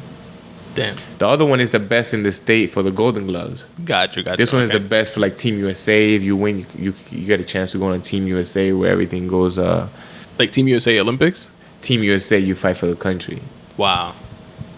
This is dope. So if they send you to Bulgaria, or they send you to fight in Africa, or they send you to fight in Europe somewhere. Gotcha, okay. It's free, it's Team USA. They pay you a per diem. They train you in the Olympic Training Center. It's dope. That would have been amazing. Damn. And I remember fighting this guy. At that time, you ever heard of Clarissa Shields? Yeah. So she's actually starting MMA now. Yeah. I think she had her first fight already. Oh, yeah? Yeah. So that was her boyfriend. She's like the Mayweather of like MMA. Basically of women. Boxing. With women. She, I was fighting her boyfriend at the time. Damn. And, dude, I destroyed. I cut him above his eye. Over there, like in the Nationals, you wear no headgear. Oh, it's done. So I cut him above his eye. The coaches were, his coaches were mad. Like, he lost. His coaches came up to my coaches and they were like, I'm sorry, you should have won that fight. Damn. That's insane, dude. And then from there, I came back and they called me to fight the 2014. Me and my friend got laid over on a flight in D.C., and then they were like, oh, you're fighting in the Golden Gloves on Tuesday, like 2 days after. Okay. Shit. No time to rest, nothing, whatever. 2014, I went all the way to the finals, beating Gledwin Ortiz, the guy who beat me in 2007, in the semifinals, dude. That had to be like... That was like redemption. Yeah. Oh, yeah, redemption. And then I beat the number 2 guy in the country. And like in the quarterfinals, I beat him. Like, imagine you just beat the guy that's ranked number 2 in the country. That's nuts. I felt like, I felt like sometimes like because then I lost in the finals, and I feel sometimes like the silver gloves was the real Golden Glove. I fought better experienced fighters. Like, I fought like you tested yourself. Yeah. And I beat some of the more experienced fighters, and the finals turned out the other way, but. Whatever, I fought a kid that's been fighting since 7 years old. Damn. He was good. He's good. Right now he's pro. He's doing good. Hey, but I got a gold and a silver. That's awesome, bro. Yeah, and then from there my coach was like, what you doing now? He's like, let's go pro. And then, it's funny because I wrote that down, When you were at Mendes? Yeah. Way back when? 7 years ago. And then now it came to fruition. Wow. And we fought pro. How does that process work? So... Like, what requirements do you have in order to go pro? So that's the thing, right? There's no requirements. It depends if if you want to go pro with one fight or no fights, you could. It depends. But though, you like, just get your ass kicked, basically. yeah, you're gonna get your ass kicked. To me, it was I had certain like goals I had accomplished even to attempt it, because now you know your experience level. True. So I remember, I don't know, what was it, like June 21st was my first fight in 2014 as a pro. Your first pro? Yeah. Damn. And I was nervous as hell. Oh my God, I fought at 147. And how does that work? Is it like in terms of like the venue? Is it like similar venues because it's pro, but it's like, you know? Sometimes it could be in the back of a gym. Gotcha. Okay. Yeah, it depends where the show's going. Here in Okay. New York, it'll be bigger venues. But if you go down, like I think I went to South Carolina, it's gonna be back of a gym. Gotcha, Or whatever. okay. Whatever has the sanction to do it. Okay. So I fought there. I remember I won that, like I think it was first round stoppage.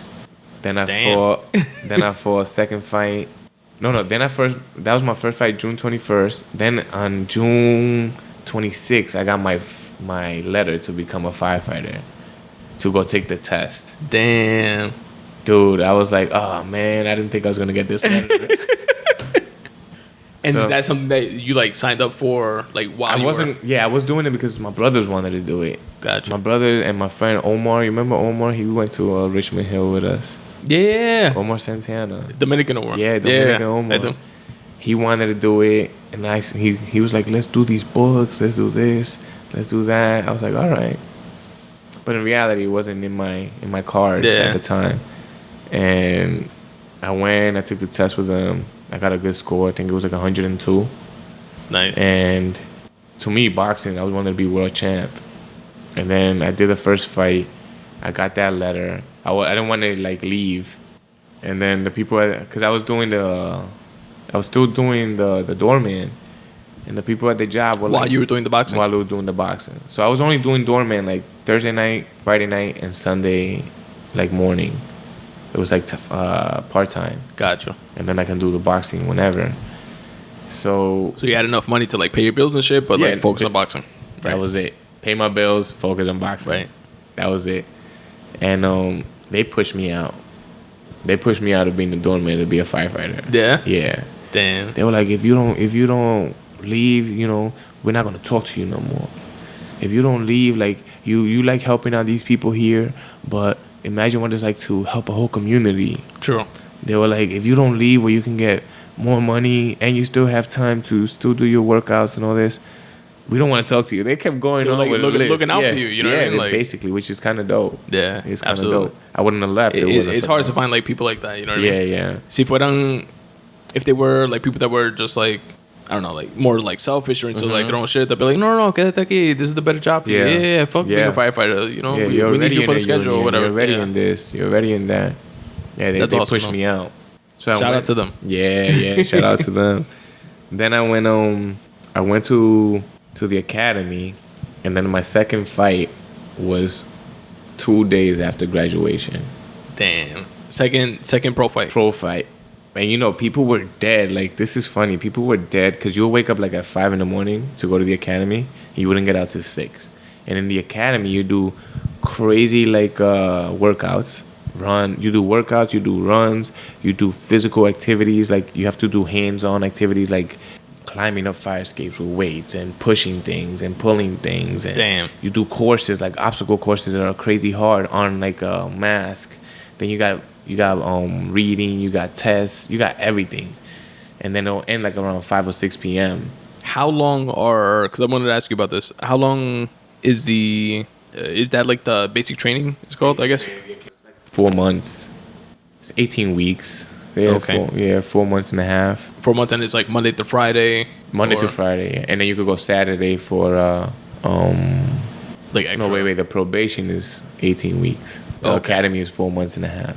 Okay. Yeah. So the probation period is like when they make sure you're like physically fit and like stuff like that. The probation period is like even after you get out of the academy, in case you do something stupid, you know, you still could get fired. Oh, okay. So no, the academy is 4.5, but then 18 weeks before you're like a legit, no longer a probie, you know, or probation, you can make mistakes here and there. And during that 4.5 period, like you're still going through like the tests and physical tests and mental. They test you on a writing test. Yeah, they test you on a writing test like every week. Okay. They do hands-on exams like connect this to this, or what would you do here, or ropes. They do everything. How to jump off a building. And since you were like how you gonna tie this rope and put it into your mechanism, and then how you gonna slide down this building? Yeah, slide down the building. Holy shit, that's pretty crazy. And how were you? Like you were obviously physically fit from like boxing and stuff like that. Did you like notice a difference between you and everybody else that you were like going through like that basic training with for that 4 months? Or? I found it easy. Everybody was finding it tough and this, but after I would do the 4 or 5 out, like I get out at 4 or 5 p.m., I'll go to the gym because I knew my fight was in November. Damn, yeah. So they were like, I can't believe you're going to the gym afterwards. I'm like, yeah, I'm going here to Flatbush, which is like an hour and a half to get to the gym. Damn. And then do my training and take another hour to come back home and wake up again at 4 in the morning, 5 in the morning. And they were destroyed by the time, the day was over in the academy. And I was actually using the academy as like a pre-workout. I was using it as my camp. Yeah. This is my strength and conditioning camp. True. So it was, I guess, beneficial to my second fight. Yeah. How did that go? Dude, my second fight, I think I graduated on, I think it was a Tuesday or a Wednesday. And then my fight was on a Friday. And then what happens is you got to go to, there's no transition. Once you graduate, you go into work. Oh, shit. They put you in a firehouse and you go to work. Do you know already at that point, like, which firehouse you're going to? They tell you, 2 days before or 1 day before. So we graduated, let's say, I think it was on a Wednesday. And they told us on a Tuesday where we're going. Damn. And then I go to the firehouse I'm going to be. And I tell them, oh, by the way, I can't work on Friday, which was when I was supposed to work, dude. They were like, who the hell is this kid telling me he can't work? Today's your first day, you don't get days off. Yo, he was like a lieutenant colonel in the army. Yeah. So he went off on me. I was like, oh, by the way, this is the head DI. This is the head drill instructor's number in case you need it. I don't need to call nobody. How can you tell me what to? I was like, oh my God, I don't even ever want to be here no more. I know. You're starting off on the wrong foot. And then someone else stepped up for me. They were like, oh, I'll work for him if he works for me here. I was like, all right, yeah, sure. Damn, nice. And then that was in the Racino, in the casino, in the Rockaways. Oh, okay. I fought there, and I won that fight too. Nice. That was dope. That was dope. And then I had another fight in 2015 while I was a probie. Everyone was calling me crazy in the firehouse. Yeah. And then I had one more in 2015 as well in the casino in Reno. It's upstate New York. Oh, okay. Yeah, it's upstate New York. And after that, I noticed this is when I'm already a firefighter. In the fire department, it's hard to live the life of a fighter. And a lot of people don't understand, not as a fighter because we have our own boxing team, but as a fighter, as a pro fighter, because you have to sleep, live, sleep, and eat in the firehouse. No, I'm saying as a fighter. Oh, okay. So as a fighter, you have to dedicate you have to dedicate everything to it. You have to eat the right food. You have to run in throughout the day. You gotta run, and then you also have to do your gym workouts and your sparring and your mitts, everything. So if I'm working 24 hours in the firehouse, I'm missing that whole day. True. I can probably, and as a probie, you're not allowed to work out in the firehouse. Damn. It's a certain thing, So what am I going to do? Miss a whole day and then the next day I might have to work again. So I'm missing that day too. Yeah. It's you're setting yourself up to fail. Setting myself up for fail. So I think in 2015 I lost. That was my fourth pro fight and I lost it.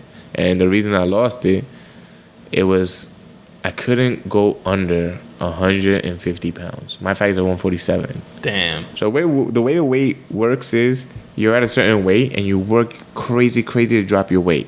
But then there's a boundary that you can't pass. You can't you can't break it. Right. And then you keep working. Yeah, you don't eat. You don't do water, anything. Put on the garbage bag. Nothing. Sauna. You stay there. And then once you break it, you can drop like another 4 or 5 pounds. It just drops automatic. So I was like at 50, and then I went down to 40, 49, and went back up to 50, and then back down. Damn. I couldn't get a 47. Then once I broke 48, then I dropped to like 44. I'm like, yo, that's crazy. I dropped to 44. That means that my body killed some of the muscle. Shit. So now I'm 44, fighting at 47. The first round was good. The second round I was tired, and the third round I was tired, and that's what gave me the L. Gotcha. So after that, I was like, I'm not putting myself in this position again. True. And that's when I stopped fighting. Now I was full-time fireman, yeah. Nice. Full-time fireman. All right, so we just took a cigar break. Good looking out. Those are... I know nothing about cigars, but those were some nice Monte Cristos. Yeah. I actually thank you for the Buffalo Trace. You know, it was a good fair exchange. A nice mix. Buffalo Trace for the cigars. I'm looking right now at the silver and the Golden Gloves chains, which I took pictures for. Anybody listening to this, you can go to the website, spuntoday.com/podcast/187 is going to be this episode. And you guys can take a look at all the pictures that we took for this episode. And as well as my Instagram at spuntoday.com. I'm going to post a bunch of them. But they're fucking dope, man. Amazing. Yeah, what's crazy is, right, like they stopped giving the chains out. So you no longer have the chain. Oh, really? Because the chains were like patented with the Golden Gloves by the Daily News. You know, Daily News ran them all the way from way back when, like the 40s, 50s, 60s. Oh, okay. And then they're no longer like Daily News. So now people get like belts or rings. And this is only a New York thing. So if you fought like Louisiana Golden Gloves, you got a belt. Gotcha. You can't carry a belt. But then all of a sudden you walk anywhere with this chain, like, damn, this guy was a Golden Glove winner. Like a Golden Glove OG. OG, yeah, basically. Nice. That's awesome, man. So now we're going to transition to, or speak about your transition from going from the Golden Gloves, and, you know, you were fighting pro, but you were also, you went through the FDNY late training and stuff like that. So tell us more about that, like your transition between the two. Yeah. Even though you still fought like 4 pro fights while you're still in the FDNY, but your transition into like that and beyond. Yeah, so after I came out of the academy, you go to certain different battalions in different boroughs. So a battalion will be like 4 or 5 different firehouses, and then they're run by like a battalion chief. And sometimes like OT, they have such like low staff that you get ordered in for like overtime, or you get ordered in for hostages. So a hostage is basically, let's say, the schedule in the FDNY is, some people don't know about it, but it's like you don't go days off, you go hours off. So it'll be like, let's say I work Monday, Tuesday, the morning shift, right? So a morning shift will be like 9 to 6, and you always get there early. So it'll be like 7:30 to 6. You know, you're never late in the department, ever. That's why they make sure you're never late. So you'll be there at 7:30 as a probie till 6 p.m. And sometimes you have to do something called awaiting relief, meaning my firehouse only has 4 people. So you got to wait for one other person to come from another firehouse or another borough or wherever to make sure you have 5 people. So someone has to wait for that person. And then the way it works is they have a red line. Red line means is like you can only work 400 hours of overtime, right? But if you need people, it'll be like, yo, I can't find no one else. So you have to work over the red line. Gotcha, right? okay. So my red line was like, at that time when I came out of the academy, it was 532 hours. So when they didn't have it. For how long? That's like for the month or? 532 hours. So it comes off yearly. Oh, okay. So whatever you worked on this day, it'll only come off next year on this day or on this pay period. Gotcha. So it was so short-staffed at the moment that you had to provide a hostage every second tour. So let's say, like, again, I said I work Monday, Tuesday, right? So on Tuesday night, if they didn't have enough people, I had to stay to work overtime the night shift. So usually from the night shift is 6 p.m. till 9 a.m. So, and you had to do either a waiting relief or you had to do something called like, you just await relief for like 5 hours. So like someone in the night tour comes in extra early for relieving you. So that's how low they were, like on manpower. Wow. So every time that I got out, like you had to have a hostage. You had to work or if you don't have a hostage, then you're working the night tour. Like let's say on Tuesday night. Does it make sense? I don't know if I'm explaining it correctly. So instead of me training, like let's say I worked Monday, Tuesday, and I had to work Tuesday night, I wouldn't be able to train till Wednesday. And this is how I transitioned from like, yo, am I going to put my life in danger as a fighter, as a boxer, where I only train, let's say, Wednesday instead of Sunday, Monday, Tuesday, are off, and then go and fight in the ring. I was like, no, I'm not going to put my life in danger like that. So I was like... And you're like kind of putting your life in danger on both sides. On both you're like sides. half-assing fighting in boxing, like your pro record and stuff like that, and like half-assing... you're going to be tired and drained and going to fight fires to like save people's lives and shit like that. 100%. So I was like, I made a decision where it was like, I do not want to be in the ring where I'm half-assing this sport, because I loved it. I love fighting. I love the competition. I love everything. So the last thing I want to do is get knocked the fuck out because I didn't train hard enough. And like I said earlier, this is the only sport where everything's on you. Right. So I don't want to be in there because it goes against you in your mind. It works against you. Like, yo, I know I didn't do my mileage. Exactly. I know I didn't eat correctly. I know I didn't do this. I know I didn't sleep well. I know I didn't lose the weight the right way. And like psychologically, that fucks you up. And that messes you up. It like sets you up to like, since I know I didn't do what I was supposed to do, I know I'm going to get fucked up when I get into the ring. And then psychologically, that must be like a mind fuck. It's a mind fuck. And then you're here, and let's say you're on the third round and you're tired, that mind fuck kicks in, and you might be like, yo, I'm in danger right now. I got to do whatever it is to survive. While the other guy's like, yo, I'm going to eat right now. He's tired. Which is when you make mistakes. Damn. So I made a decision. Like, yo, that's it. I can't fight no more. And I did everything just straight for the fire department at that time. Right. Which is, it was hard for me because, I had, in my head, I want to be a world champ. Right. I want to be a world champ. But it was like a decision you had to make at that point in time. And tell me about that transition. Once you made that decision and you were like focused 100% in the fire department, how has life been like in the fire department? I think life in the fire department has transitioned well for me. Like, I still can do like boxing. I actually became one of the head coaches for the fire department boxing team. Nice. Which lets me like give to the newer fighters or the new firefighters, hey, this is what I know. Let's win. Because I love winning, man. I really love the feeling of winning. I love that if you put in the hard work, and you put in the hard work and you win, there's no better feeling. Yeah, man. There's no better feeling than that. So I love the fact that I can still coach boxing in the fire department. And then after I finish training, I usually do my own workout. Like other gyms, like certain gyms give us the opportunity to train in there for free. Like, because you're part of the FDNY. Because you're part of the FDNY. And I love that about gyms. We usually give, like, when we throw shows, we always shout the gym out. And hopefully, if we can support the gym anyway, we do. Nice. And that's pretty, you give and you take, which is...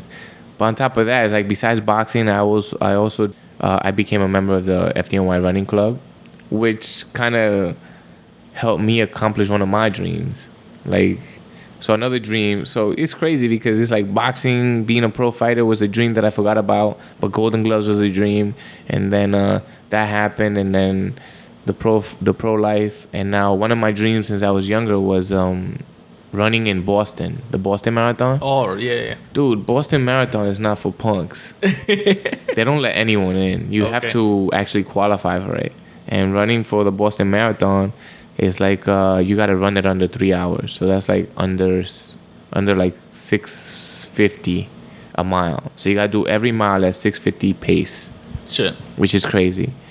And through the FDNY running team, had this coach named Shane McKeon. He gave me a running plan, and I was able to do it. It was crazy. And it was crazy because I ran like a half marathon at 1:28, 1 hour and 28 minutes, which is the number of my company.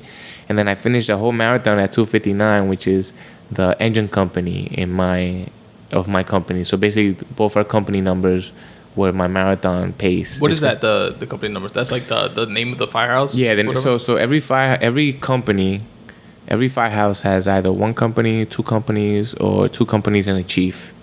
So you have Rescue 4 or 292, or my company is 128. And then the company that runs the engine company that runs with my ladder company is 259. But a company is like a group of people, or like 30 people equal a company, or 10 people, or whatever, or... So every company is made of like the truck companies. So there's a truck and a ladder. I mean, a trunk and an engine, a ladder and an engine. So usually the ladder is called the truck. Okay. So the ladder usually has like 50 people in their roster. And then the engine has like 30, 40 people in their roster. Gotcha. Okay. So, now I get it. So every ladder has like, every time a shift consists of 5 people and a boss. And then the engine is 4 people and a boss. Okay. So my ladder company is the company I'm assigned to is 128. And then the engine company, which is the sister company, is 259. And that's a house. Now, those two companies are a house. And the battalion, which is 4 or 5. So the battalion is like the chief of the 4 or 5 companies that I mentioned earlier. Okay. So like if I see like a firehouse, like in there's like shift to shift, there's 5 people in the truck. And 4 people in the ladder. Yeah. So. And like shift is like 9 to 6 or whatever, 9 to 6, right? So like 6 to 9 a.m. Yeah. Okay. So the truck has 5 people and a boss. So 6 people are in a shift. And Gotcha. then the engine has 4 people and a boss, which is 5 people within a shift. Okay. And then the battalion has a driver and a chief. Gotcha. So through every shift, there's 13 people in the firehouse. Gotcha. So morning shift is 13. Night shift might be the same 13 or a different 13. Okay. So at any given time, like at least 13 people. At least 13 people in my firehouse. Some people have like single companies, so it just be the truck or just the engine. And that's like based on, I guess, like population, and if there's like not a lot of fires in a certain area, maybe they'll have less. Or like usually all of them had like engine in the truck. Okay. But like they closed some of them down. Which like funding. Yeah, it's like funding. It's kind of crazy because we need every company as much as possible. So yeah, of course. You have like 300 companies. It's like around 300 for a population of 10 million plus. Like there's 10 million plus people in New York City. Right. And you have 300 companies. In total, there's like 8,000 firemen. Damn. 8,000 firemen for a 10 million plus population. Yeah, it's insane. That's insane. Tell me, one of the things I'm interested in like hearing about is, so you finish the 4.5 months of like training and stuff like that, and you get assigned to the firehouse that you're at. Tell me about like your first experience, if you remember, the first time that, I guess, like the way I see it, like in the movies, like the alarm goes off, people are sliding down the poles, like the Ghostbusters type of thing, and people are like, yo, there's a fucking fire, let's go. Yeah. Like, tell me what that experience was like for you. For me, it was like, I came from an environment where it was like, you're always on the ready, right? So I remember when I first started, it was, yes, sir. They called me Mr. Yes, sir. Because, if the coach told me do something, yes, sir, and I do it. Right. So when I came in there, I was always nervous. Because from the academy, you don't know nothing. You just know stuff that are like planned. But as a probie, you still get a leadway because you have people telling you what to do. Like, oh, we're going on a car accident, and you have this. They start you off like on the sweetest position, which is like the can man. The can man is the one that usually carries like the fire extinguisher and a hook, and you follow the boss around, right? So in the truck, there's 5 positions, right? There's the can man, the iron. So I'm gonna break it down. Right? The can man carries a fire extinguisher and a hook to pull ceilings in case there's a fire. You break the ceiling and you pull it down to see if there's fires within the walls. So that's the can man. You follow the boss around. The boss tells you, it's like basically you're hugging his coat, or you're pulling on his coat. Wherever they go, you go. Then you have the irons man across from them. The irons man is the guy that breaks the door down. You got a Halligan hook and an axe, and you're breaking the door down. And then once you break the door down, you open it. Then you mask up. They go one way, and the cam man sticks with usually. Well, it's up to the boss. If you're a new guy, the cam man's gonna stick with the boss inside the building, and then the ironsman goes the other way inside the building and does a search to see if there's anybody down or whatever. Then on the other side of the rig of the truck, you have like a roof man. Nothing. Even if there's a chief in front of you, if there's rescue in front of you, nothing deters the roof man from getting to the roof. Nothing. That's his like main objective. Yeah, get to the roof. Get to the roof. Because once you're in the roof, you could tell everybody else, hey, in the back, this is what's going on. I see fire in the back window. I see that there's no entrance in the back window. In the backyard, or there's a setback, which would be like an extension in the backyard. You got like an overview of like the entire perimeter. Of the entire perimeter. So you can be like the quarterback for everybody. I'm the eyes of everybody else. Gotcha. And you got to be able to tell that on the radio, like, hey, this was going on here, here, here, here. There's a door in the back where people can go through, or there's this in the back, or there's people hanging out the window in the back. Whatever it is, you that's the roof man's job, And you cut holes. Let's say it's a building of 4 floors, and there's a fire on the 4th floor. Then you gotta cut holes to let that heat out. You let that smoke out, right. Or you gotta break skylights or open up like any type of ventilation. Scuttles. Yeah, ventilation is on you right there. And then you have the OV man, the outside vent person or man. I know they're trying to change everything, but the OV person is the one that goes in the back of the building. No matter what, you gotta get to the back. If it's attached, if it's not attached, you got to find your way to the back, because you want to see, hey, there's a fire escape in the back and there's people on the 3rd floor. You lower the fire escape and you climb up, or if there's fire coming out the back, you bring down the fire escape, you run up, and you're ready to vent. Gotcha. That's the OV person or even OV man. So every time you're in the truck, you're in a different position. All shifts. Every time if there's a call today and there's a call tomorrow, you might be the OV man one day and you might be the roof guy another day. Roof, iron. So you got to know the whole... Like each position. Each position, you got to know what your tools are, where do you go. Like, you're on your own most of the time if you're on the outside. If you're on the inside, you're with the boss tells you, or the lieutenant or the captain tells you, hey, break this door down, or do this. But on the outside, you got to know what you got to do on your own. Gotcha. And then that stuff, you learned that during that like 4 month of like training? You do it in the academy. Each position? Yeah. Okay. So the thing is, everything's planned in the academy. Right. And then they're like, all right, here you go. Here you go. Now you're in the open. World. Yeah. Now let's open everything season, you study, yeah. like go do it in real life. Now you gotta start thinking on your own. Right. So when you first come out, you start off in the can. And then little by little, you go do irons. Once you drill all the time inside the firehouse. How do you break this door? What if the door is inward? Like if it opens inward? What if it opens outward? What if you can't open it because the space is too tight? What if the door has like a bar that doesn't allow you to break it in, which usually happens now a lot.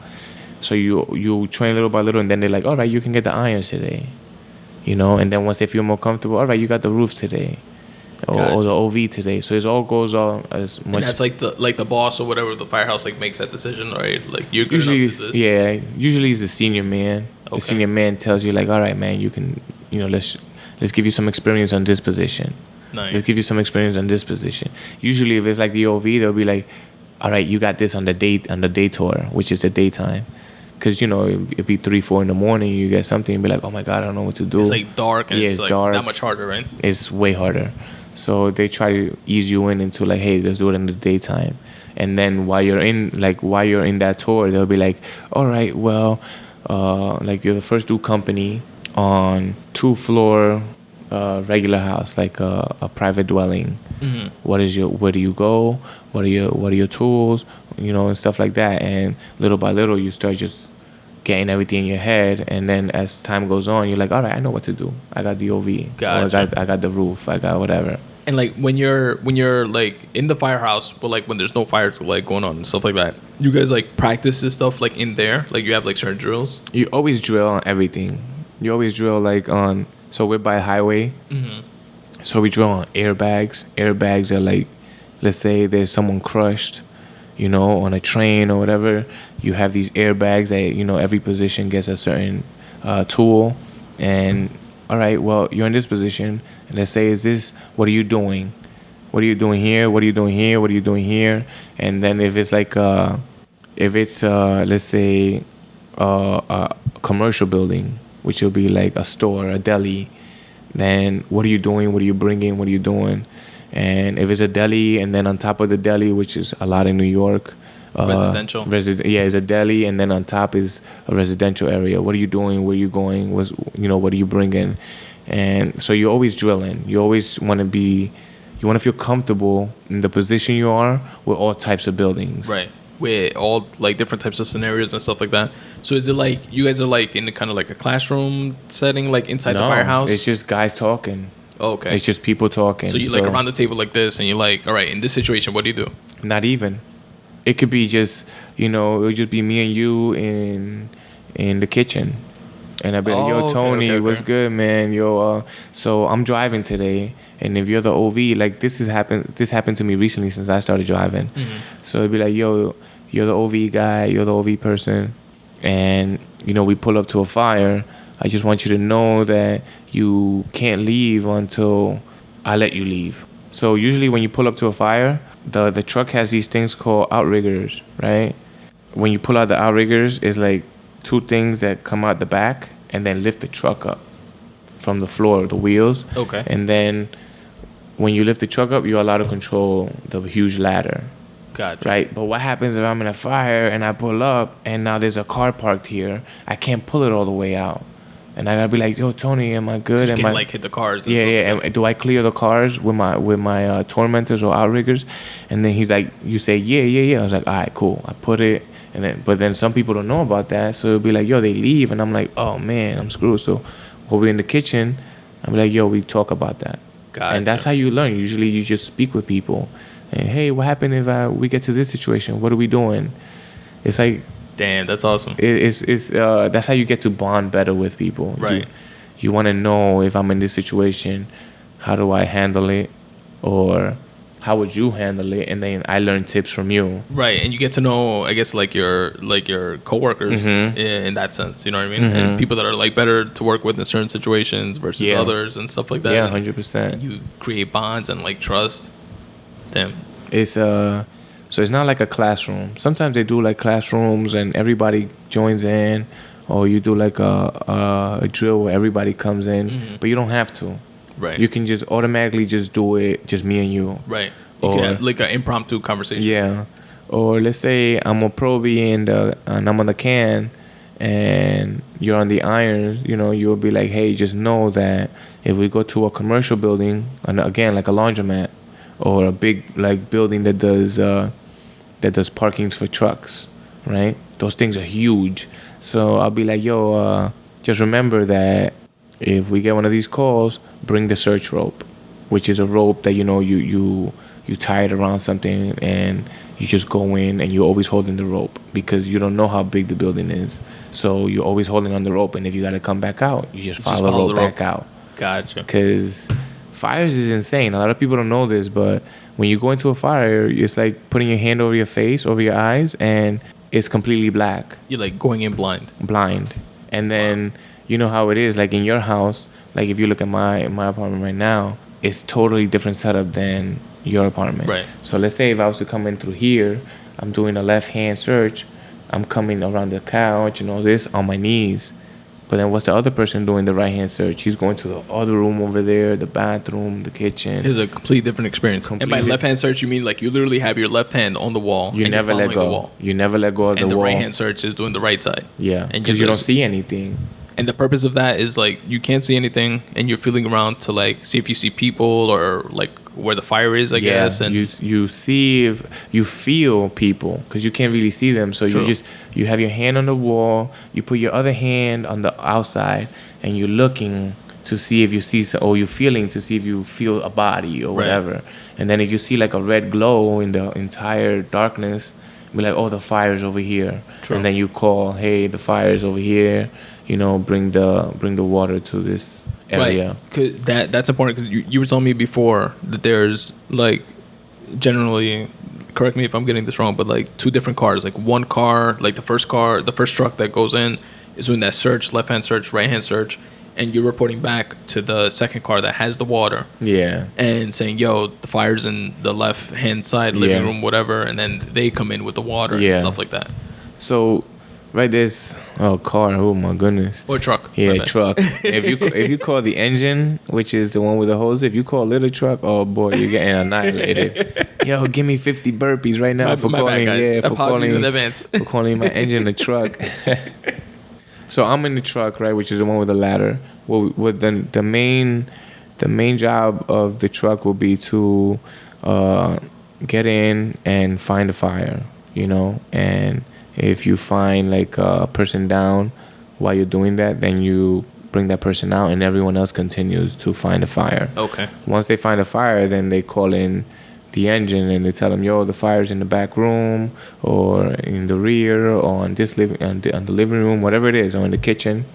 What happens is like the engine gets to the fire, turns it off, and we out. So the truck usually like when it comes to finding the fire, it's their main prerogative to find a fire and then be able to restrict it from going everywhere else. Mm-hmm. They break the walls, break the ceilings, and to make sure it like doesn't spread. It doesn't spread. Yeah, once you stop the spread, then the engine just continues washing it down. Usually, if you're on the third floor, fourth floor, I'm sorry for the guys on the floor below because it's gonna be drenched in water. Damn, yeah. I mean, you want to stop it, right? Yeah. At that point, it's like stop the fire at all costs. Stop the fire at all costs. You're not worried about like property damage or like anything like that. It depends too. Like, let's say if the houses are attached, mm-hmm. then you really want to stop it because there's a main thing. Like, if the houses are attached, there's a thing called a cock loft, where it will be on the top, right on the top, right before the roof. There's a thing called a cock loft where they're all combined. All the houses are together. So if it gets into that, it's going to get into the other house. Fuck. So you really want to stop it before it goes there. And at that point, it's like our job is, break the ceiling here, make sure there's no, and then the engine shuts it, shoots the water there, make sure there's no extension. Damn. Is there... This is gonna sound like a stupid question, but is there like, well, I guess that's what the fire hydrants are for, right? I'm thinking like, is there a situation like where the truck runs out of water, like a trunk, the engine has a certain amount of water. The engine carries like 500 gallons of water. Oh shit! Automatic without no hydrant. Okay. But the main thing is like the engine runs out of water so fast because they do like so many gallons per minute that it wouldn't last 3 minutes. So wow. The number one thing is to connect to the hydrant. Oh, okay. So somebody's like dedicated job to once we get there, go automatic. Gotcha, okay. Control. They check the hydrant, and if the hydrant is good, they connect to the hydrant. Sometimes the hydrants aren't good, and then you have you call this code called 1070. Which it means, I got no hydrant water. And then the second due engine company, which is they have to find another hydrant. That's their goal. That's their objective. Find that hydrant and then connect to that hydrant and relay the water to the first due. Oh, wow. And that's how you get the water in there. That just like complicates shit like even more. Always. It's always complicated. Sometimes the hydrants are frozen. Sometimes the hydrants don't work. That's insane. When we're not going into fires, we're checking hydrants. Gotcha. Okay. We're checking, all these things, make sure that they all work. Right. So that's another question I had. So people have, and myself included, have like an idea of like firefighters that, they're like chilling, hanging out, playing cards, like in a firehouse, not doing anything. If there's a fire, which we as people like just living in a residential area, hopefully we don't like see fires every day, like in houses. So I feel, at least, I don't want to speak for other people, but to some extent you have like in the back of your head, oh, like fires just happen once in a blue, whatever. They're not really doing anything. But like in those times when you actually aren't responding to like fire calls or like 911 calls or possible fires, or like it smells like gas or like things like that, you guys are doing like certain things like that to make sure, like checking fire hydrants and making sure that when you do go to fires, like I guess that's like the purpose of it, to make sure that fire hydrants are working and like certain compliance things are like in place to make sure that when you do go to a fire, like you don't have that like situation, or at least you minimize that as much as possible. So there's other shit that you guys do besides just like literally fight fires. So one of the main things we do is called building inspection. Anything above 2 floors, we are allowed to inspect. So if it's a company or even a 3-family residential. 3-family residential, we inspect and then we write this down on the computer. And when we write it down on the computer, it will tell us like, oh, this is a 3-family, the boiler's in the basement, there's an elevator, there is a backyard or whatever it is, And what we do is we put it into like a form. That form now comes into the truck or into the engine. It's called SIDS. So what it does is once the call comes in, it will tell you, this is a commercial building, or this is a commercial building. Like let's say you get the public storage, right? That's a commercial building. Mm-hmm. It's 6 floors. They got 2 elevators. They have a basement with a boiler in the bottom. They have HVAC system on the roof. They have cell towers on the roof. So once it comes up on the SIDS, on the call, know what you're doing we kind of understand what we're going into. Right, okay. So if they say there's a fire on the 5th floor, we're like, oh, it's a 6th floor. All right. Or they say there's a fire on the 6th floor. We'll be like, oh, there's a 6th floor commercial space. We know there's cell towers. We know there's HVAC systems. So that means there's mad weight on the roof. So we have a certain amount of time before this might collapse or whatever. And so we kind of do that while we're not on a fire. Gotcha. We kind of write everything down, And it like works together, like plays into each other. That's awesome. Of course. That's amazing. I never knew that. You also ask, like, there's always a couple of questions that I ask whenever we do building inspection. It'll be like, what's the latest that a person's actually working here? Because if it's at 3 a.m, there's nobody working there. Who's the main, like, the main people at harm? Gotcha. It's us. Right. You get me? So we're not going to go all crazy knowing there's no one in there to save, or someone else might be, at a certain, that they need help. Right. It's us. How many elevators? Rule out as much. Yeah, you want to rule out as much stuff as possible. How many elevators are there? If someone is in there and it's 3:00, are there 2 elevators, 1 elevator? If someone's stuck in the elevator, is the shut off to the elevator on the basement, or is it on the roof? Is certain things we always rule out, and that's what we do building inspection for, which is, I think, is kind of amazing. It's a good thing to have. Yeah, hell yeah. Like, I had no idea about that. Yeah, and it makes sense because it's kind of like knowing that information, you have the data necessary to like know the landscape of what you're going into, like in the future. That's another thing. It tells how big the building is, or how deep it goes in, or where are the exits, stuff like that. It's like you literally know what you're walking into, as opposed to just like sort of. Because like you mentioned before, it's like control chaos if there's a fire. But if there's like 6 floors versus 4 floors, like that helps minimize like your danger to some extent. Yeah, you know what I mean? Because obviously you're still in like harm's way, but the more you know, the better. Mm-hmm. There's also things like if it's like a government building or like a school, something like that, that it's fireproof. So if something happens in one room, it's probably going to stay in that one room. It's going to stay contained. Yeah, it's going to stay contained in that one room. So if it's fireproof, or is it a high-rise? Because high-rise are all fireproof. If it's not high-rise, we usually take in the stairs, no elevators. If it's high-rise, we could take the elevators like 2 floors below. Gotcha. It's like it's all controlled, but at least by doing the BI, we understand like, all right, this is what we got. This is what we're getting into. BI? Building inspection. Gotcha. Okay. Building inspection. Nice. So that's part of what we do when we're not just, oh my God, we fighting fires. Yeah. We do the hydrant That's inspections. like the day-to-day. Yeah, we do hydrant inspections. Make sure the hydrant, if it's we just coming into spring, we make sure, oh, this hydrant's not frozen. Or, oh, someone crashed into this hydrant. We actually need a hydrant over here because there's no hydrant. True. You know, so the lieutenants and the captains, they get like a list. Oh, there's supposed to be a hydrant here. Let's go check it. They're supposed, so you have like all these hydrants that you got to check within a certain amount of time. Make sure they work. It's not just, oh my God, we're going to a fire. Yeah. It's weird because I don't know if we should be called the fire department anymore. We should be called the everything department. Yeah. Like, because you guys are like the first on the scene for everything. Right? Car accident. If there's someone needs medical attention. If someone, because there's like fire EMTs. Yeah, right? automatic. We're the first ones there. We're all CFR certified first CFR? responders.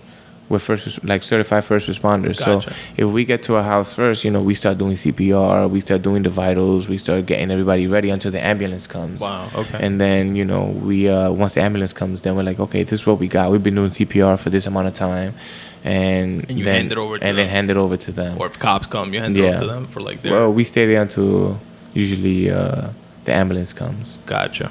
And why is that? Because you guys are like the closest to like most scenes, or. So, to my understanding, like before, it was ambulances were by hospitals, and then the fire department took over. So usually, if there's an ambulance here, usually firehouses are positioned in certain positions, and the fire department might get there first in the ambulance. Gotcha. And then if we get there first and it's something serious, we'll be like, okay, send us an ambulance. Right. Or if the ambulance gets there first, they'll be like, over here, you guys can go, we got it. But the fire department bought over, like they became part of the fire department, the ambulances. Gotcha. Okay. That's insane. Yeah. What is the craziest situation that you had to deal with, like in terms of like a fire or like an accident or something like that? Is there like one that like stands out more than others, that like a situation that you were in? I think a lot of situations are different. I think in the fire department, ambulance, PD officers, I think we all become like, it's weird, but we all kind of become a little numb, because every situation is like, oh my God, this might be this person's like craziest situation they've ever been in their lives. And we're like, oh, we've been here before, but we still have to perform what we got to do at any given situation. But like if I see someone at their craziest experience, I'll be like, oh, I experienced this last week. I try to help them, of course, as much as I can, but it doesn't hit me as hard. Right. So it's weird because sometimes it goes to the back of your head, like I've... like, oh yeah, I went through that. Yeah, I went, but then it goes into the back of your head, and this is something that a lot of people go through with 15 years in, 16 years in. It starts clicking in, and now they're like, oh, I can't sleep at night. It's like PTSD, but it's because it's all piled in there. Or some people are like, oh, you don't have any feelings, or any, you can't vibe with me, or you show no emotions, or you don't care, and it's because it's like, this is my regular routine every day. Right. You get me? So someone else might see it as you don't care, but I do care. It's just, this is my job. I've seen this 4 times today. Exactly. It's like, it's my regular thing. It's going to hit you different. It's going to hit me different than what it does someone else. And, in the fire department or EMS or PD, you're always doing the best of your abilities to actually help that person in need at that time. Right. There's no like one situation that stands out where, I don't know, like a blazing fire or something like that, you have to carry somebody out, or has it just been like so many of those that it's just like they like blur together into one like situation? So there's been many situations where I'll break in, and like we all break in, like if someone's not answering and there's a crazy situation, you break in, or you go through the fire escape and you break in the house, and you find like someone that's passed away, and you see them in the most critical situation, or you're in a fire and you have no idea where you are. To me, I think that was all right. That was the number one. Like we went to a basement fire, and everywhere I stepped, there was like so much water. Everything's down. You knock down everything, a lamp or a chair, you're stepping all over, and you have no idea where you are because your mask is fogged up, and you don't have the experience to be like, okay, I'm touching this wall, but I don't see where everyone else is. All I hear is crazy noise. And you're like, just like chaos. Yeah, it's just chaos. And you're like, where am I? Where am I right now? You're like completely disoriented. It's not. It's like you don't know where. You're disoriented, or you just have no idea where you are right now. And what do you do? What would you do in that situation? Me, unexperienced, fucking curl up into a ball probably and scream help. So it's like you try to wipe off your face piece to see if the condensation of like the heat and the cold just go away, but it doesn't. So you just keep going. You keep going, or you turn around and go back. You look at how much air you have left, because it has like little markers on the face piece, and then you like. Is that like digital like markers or something? It has like little lights on it. It has little lights on the face piece, and it tells you how much air you have left. Like oxygen. You have like oxygen tanks? Yeah, oxygen tanks. Okay. So the oxygen tanks are like 40 minutes, 45 minutes. Gotcha. And depending on how good your fitness level is different. How you breathe, it's like if you are scared, or you're gonna suck it up faster. You're gonna suck it up faster. Usually, no matter what situation I'm in, I'm always like control breathing. So sometimes it's called overhauling. So it'll be like, now you're checking to see if the fire has extended. Everything's good. The water is on the fire. You're checking to see if the extension, like also to the next floor or to the ceiling or to the sides of the walls, you're checking to see if the fire is extending. And I will always have my mask on. A lot of people take off their mask because the fire's off already, but there's still a lot of chemicals in the air. Right. And I will always have my mask on. I'll do all my overhauling with my mask on. And it's because I have good cardio, I guess, good controlled breathing, right. And I will keep it on. Your boxing experience. I mean, even now it's like my fitness. I don't lay off. I don't lay off at all. I always push as hard as I can. And when it comes to that situation where I have to control my breathing, I can extend like my bottle, my tank, my air tank as much as I can. Gotcha. So like back to the one where I was like, where am I? That was I was still a Provi at the time, and that was like the one where I was like, yo, where am I? I'm kind of nervous right now. I don't know. And, I just kept on to touching the wall on my left-hand arm, and I kept going forward, and then I saw my lieutenant, and from there it was like, all right, I'm good. Nice. And then it cleared up. If I would have known to like purge or let out some air into my mask from a button that we have, it would have cleared up automatically. Gotcha. But and that's something that's you all learn from experience. Yeah. Right. And how many years in are you now? I'm going on 8 now. In 2014, so gotcha. Going on 8. I remember when I first came out, I was like, oh my God, So there was like 300 and something Provies, like, in the academy with me. And usually you want to go, like, I had no idea. I have no family, no friends in the fire department. And I wanted to go somewhere like, I want to go to crazy fires. Yeah. I'm I'm an adrenaline junkie. It came from the cars. It came from the working out. It came from the boxing. I love adrenaline. So I want to go to like a firehouse that has crazy fires. Everything's going crazy, As you said, control chaos. It's crazy to everybody else, but we love it. And I got sent to the house that I'm in now that I'm like, I looked up the numbers. It's like, 20, at the time it was like 2,200 runs a year. Runs is like the calls. And I'm like, 2,200 runs. I wanted to go to like 5,000 runs. 2,200 runs, and 7 years, I'm like, I'm glad I came here. It has a good amount of runs. I'm still, helping everyone that needs the help, and I'm still able to not be so, how do I say, like destroyed from 5,000 runs. Right. Because 5,000 runs a year is like, okay, you're destroyed. Yeah, you know, you're still active, but you're not like 24/7. That's all you're doing. Yeah, so it'll be like, let's say you're doing building inspection and then you gotta run, and then you come back to building inspection and then you gotta run. You haven't finished yet. Then you finish building inspection and you gotta run.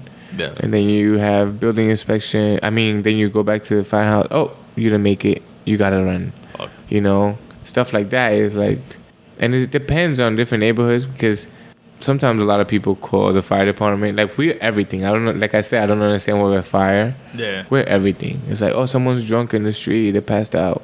We get called. Yeah. Someone is they smell gas, but it's really sewer gas. You know, or you're by a train station that goes underground. Oh, I see smoke coming out of a manhole, but it's just steam. Yeah. So it's like, oh my God, really? You call me for this? I could imagine. I actually called. I had one like personal experience with a fire department at my parents' crib.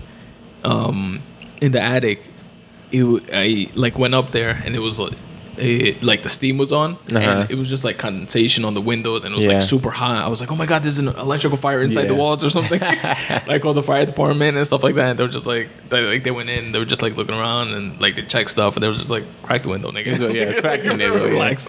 Crack the window.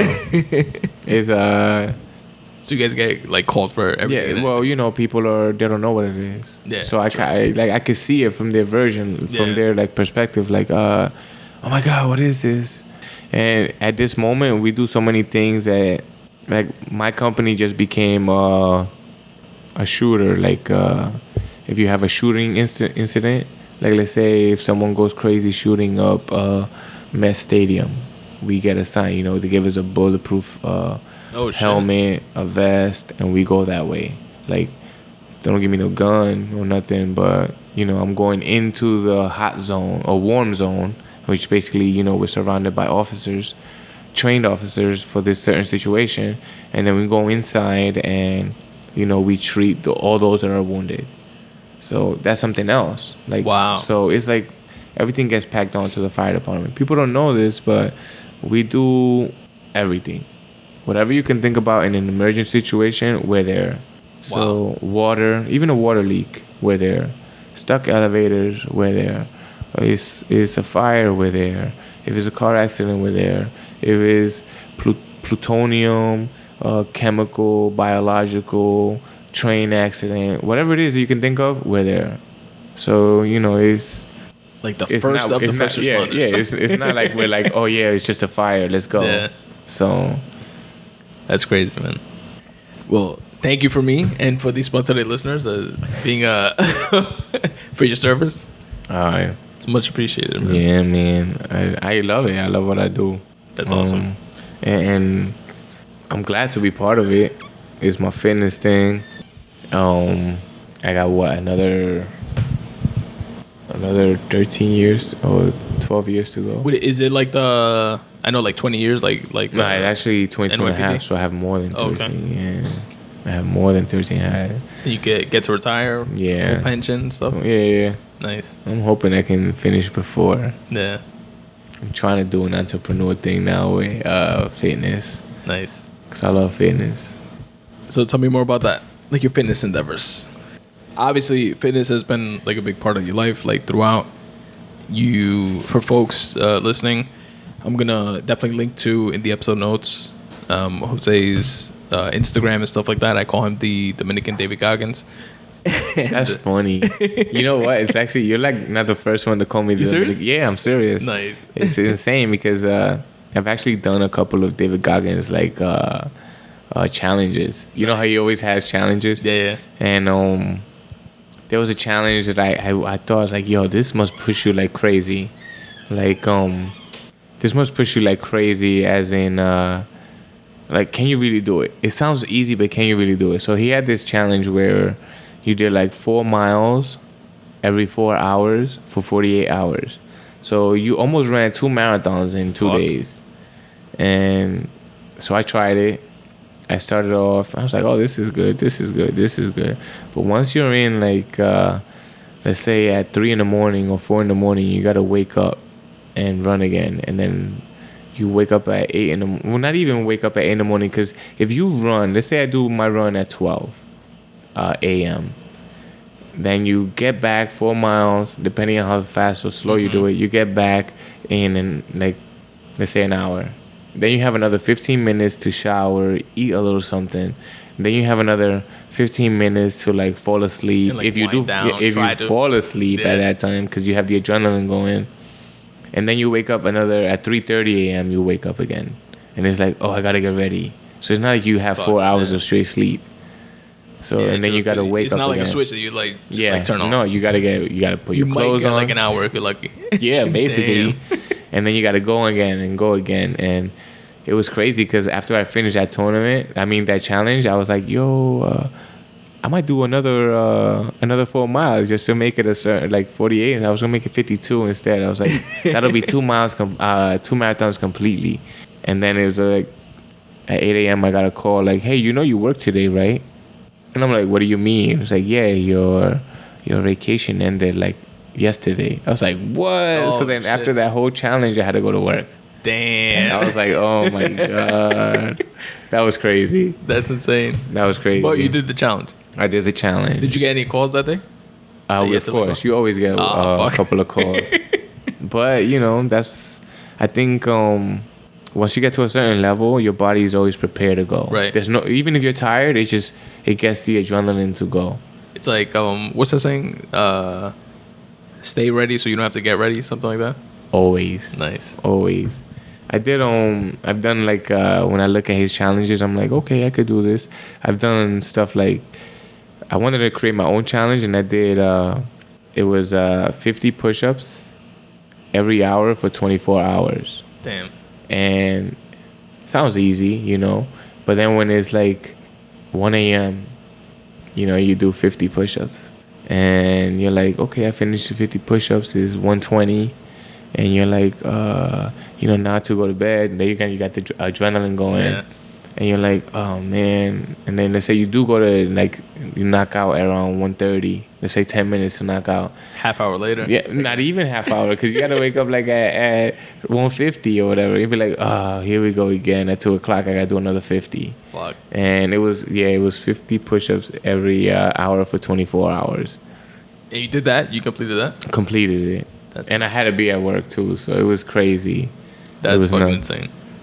I did another one with burpees. I think it was 1,000 burpees. How fast can you do 1,000 burpees? It took me like 3 hours, but I was like, I'm not stopping until I do 1,000 burpees.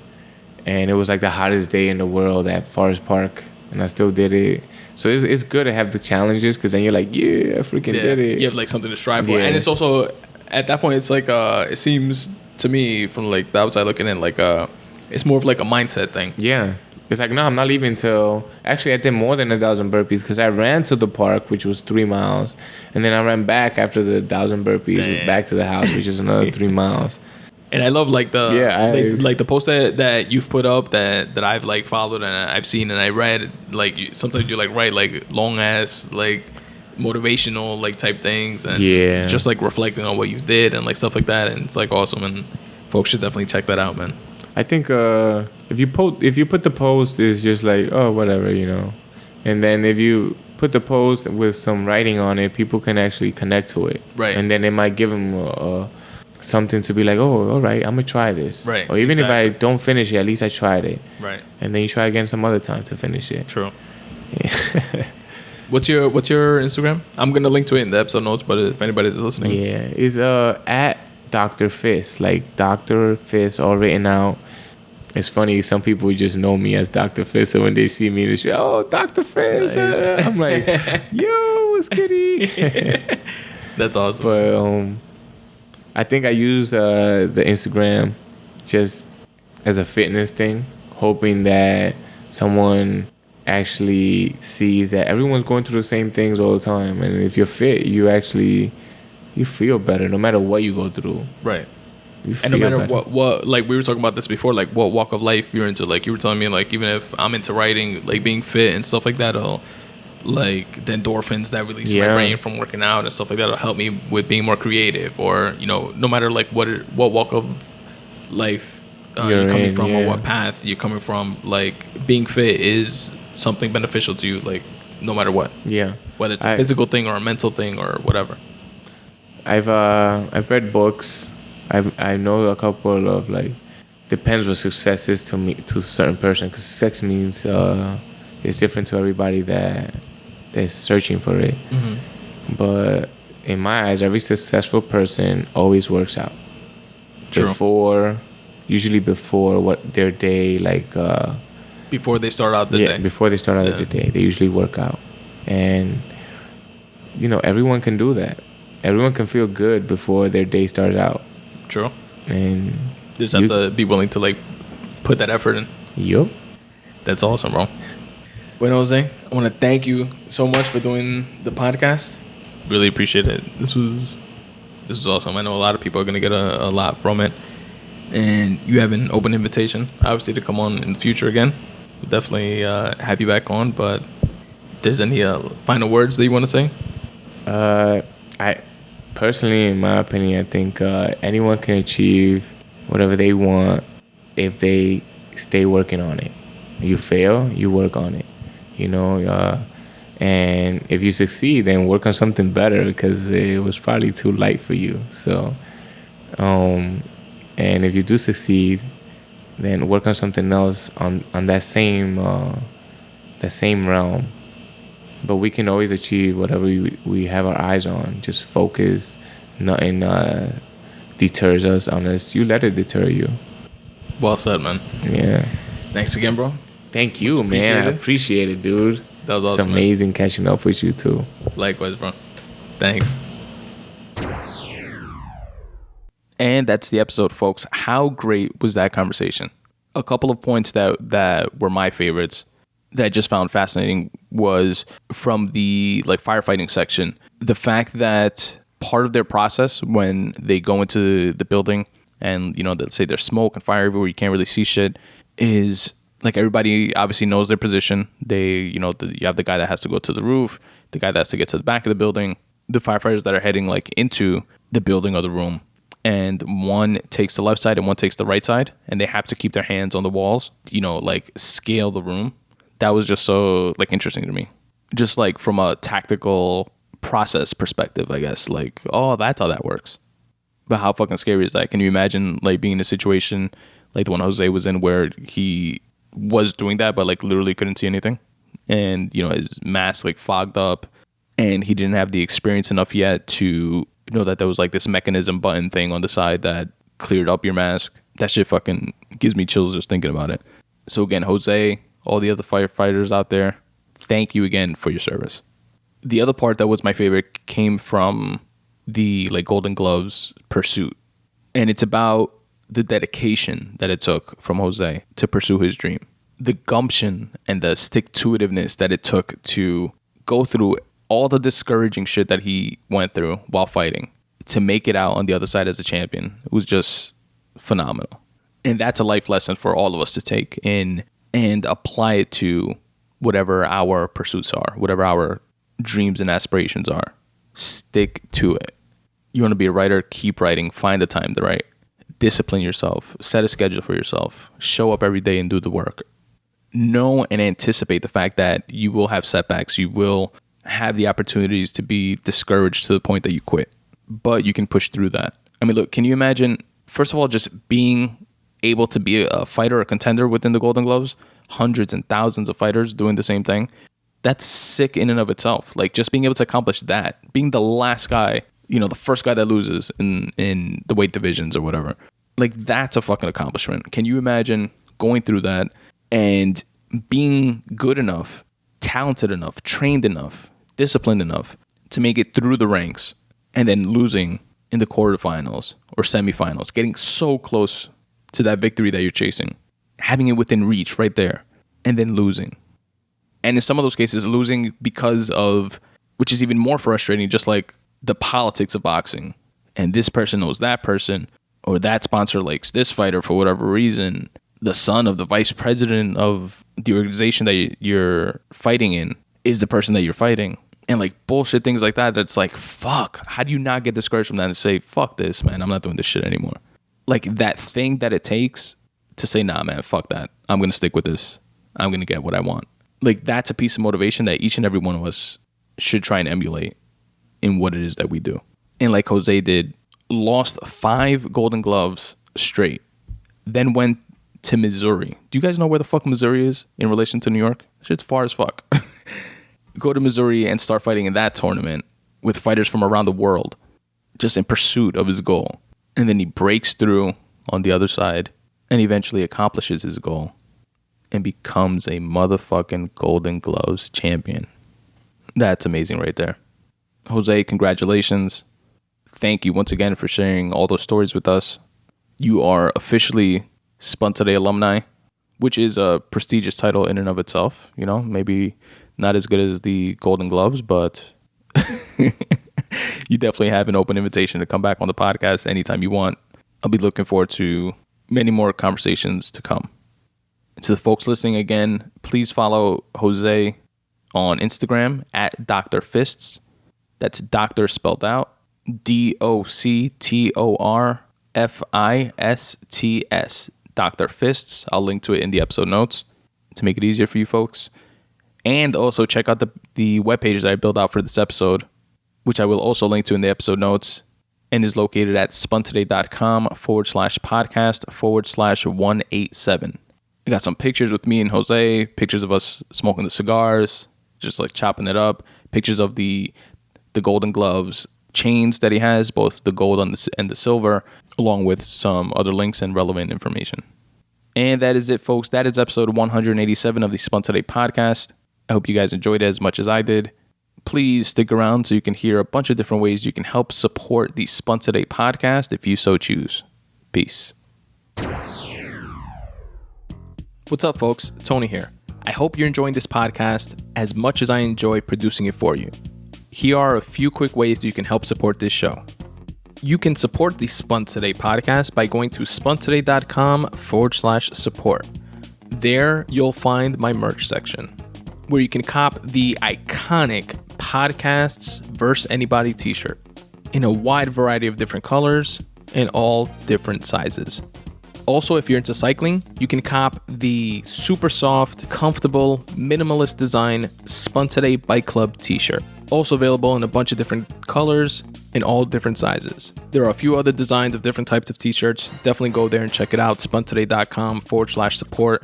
It's the merch section, where you can also get a dope coffee mug. I have coffee mugs with the brand new redesigned Spun Today logo on one side and the tagline that I end every show with on the other, which is start taking steps in the general direction of your dreams. The mug is available in both black and white, because we don't discriminate here at the Spun Today podcast. Again, go to spuntoday.com/support and check out the merch section. You can support the Spun Today podcast by checking out my writing. You can go to spuntoday.com/free writing and check out some of my free association writing, which is intended to be some cathartic free writing, but oftentimes doubles down as motivation for myself and others. At spuntoday.com/short stories, you can read a bunch of the different short stories that I've written and actually listen to the audiobook versions of those short stories there as well. Another way you can help support my writing is by going to spuntoday.com/books and checking out what I have in store for sale. Digital copies are available in all formats, whether it be Kindle, iBooks, or a different type of e-reader. You can also purchase paperback copies if that's your preferred reading method. Currently available, I have my nonfiction, Make Way for You, which is a collection of freely written thoughts that were curated and put together as tips for getting out of your own way. Also available is my debut time travel novel titled FRACTAL. Again, go to spuntoday.com/books to show your support. Support the Spun Today podcast by following me on social at Spun Today on Twitter, at Spun Today on Instagram. Please also check out and like my Facebook page, facebook.com/Spun Today, and subscribe to my YouTube page as well. On my YouTube page, not only will you get these full-length episodes, but you'll also get to check out some chopped up clips and bonus content. To get to my YouTube page, just search Spun Today on YouTube or click on any of the YouTube icons on the footer of my website. Also, don't forget to rate and review this podcast wherever it is that you're listening. It really does help. The Spun Today newsletter is available to each and every one of my listeners absolutely for free. All you have to do is go to spuntoday.com/subscribe and drop in your email address. What I'm going to do is brighten up everybody's least favorite day of the week by delivering 5 curated things within my weekly newsletter every Monday at noon. You're going to receive a photo of the week, a recommended podcast of the week. I listen to tons of podcasts from an array of varied interests. I cherry pick the very best ones so that you can check them out. I also share a video of the week, which can be anything from a tasty recipe to a dope rap battle to an enlightening TED Talk. I also share a quote of the week. And finally, for my fellow wordsmiths out there, a word of the week so that you can step up your vocab. Again, this curated list is yours absolutely free by going to spuntoday.com/subscribe and dropping in your email address, and you can unsubscribe at any time. Again, go to spuntoday.com/subscribe, drop in your email address, and you'll get the very next one. If you want to help support the Spun Today podcast financially, you can do so by going to spuntoday.com/support. Here you'll find a few different ways that you can do so. You can shop on Amazon, but first go to my website, spuntoday.com/support, click on the Amazon banner, which will take you to Amazon's website where you do your shopping like you normally do. It will not cost you anything extra, but I will get credit for driving traffic to their website. Another cool way that you can help support this show is through Patreon, where you can set up reoccurring donations to my podcast, whether it be $1 per show, $2 per show, etc. And depending on how much you choose to pledge, you will receive some Patreon perks in return. Things like free writing pieces, free bookmarks, free digital copies of my books, etc. Again, my Patreon link can be found at spuntoday.com/support. You can also set up similar reoccurring payments via my Ko-fi page. And if you want to send a one-time happiness bomb donation, if you will, you can do so via my PayPal link. Again, all of which can be found at spuntoday.com/support. If you're a fellow creative, a cool way that you can help support the Spun Today podcast and actually be part of the podcast is by filling out my 5-question questionnaire located at spuntoday.com/questionnaire. Here you'll find 5 open questions related to your craft, your art, what inspires you to create, what type of unrelated hobbies you're into, and what motivates you to get your work done. You can choose to remain anonymous or plug your website and your work. And once you submit your questionnaire, I read your responses on a future episode of the Spun Today podcast. It's completely free at no cost to you. And what I like to say about it is that if your responses could potentially spark inspiration in someone else, why not share that? spuntoday.com/questionnaire. And as always, folks, substitute the mysticism with hard work and start taking steps in the general direction of your dreams. Thanks for listening.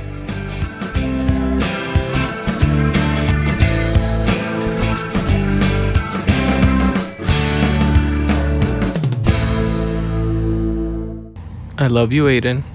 I love you, Daddy.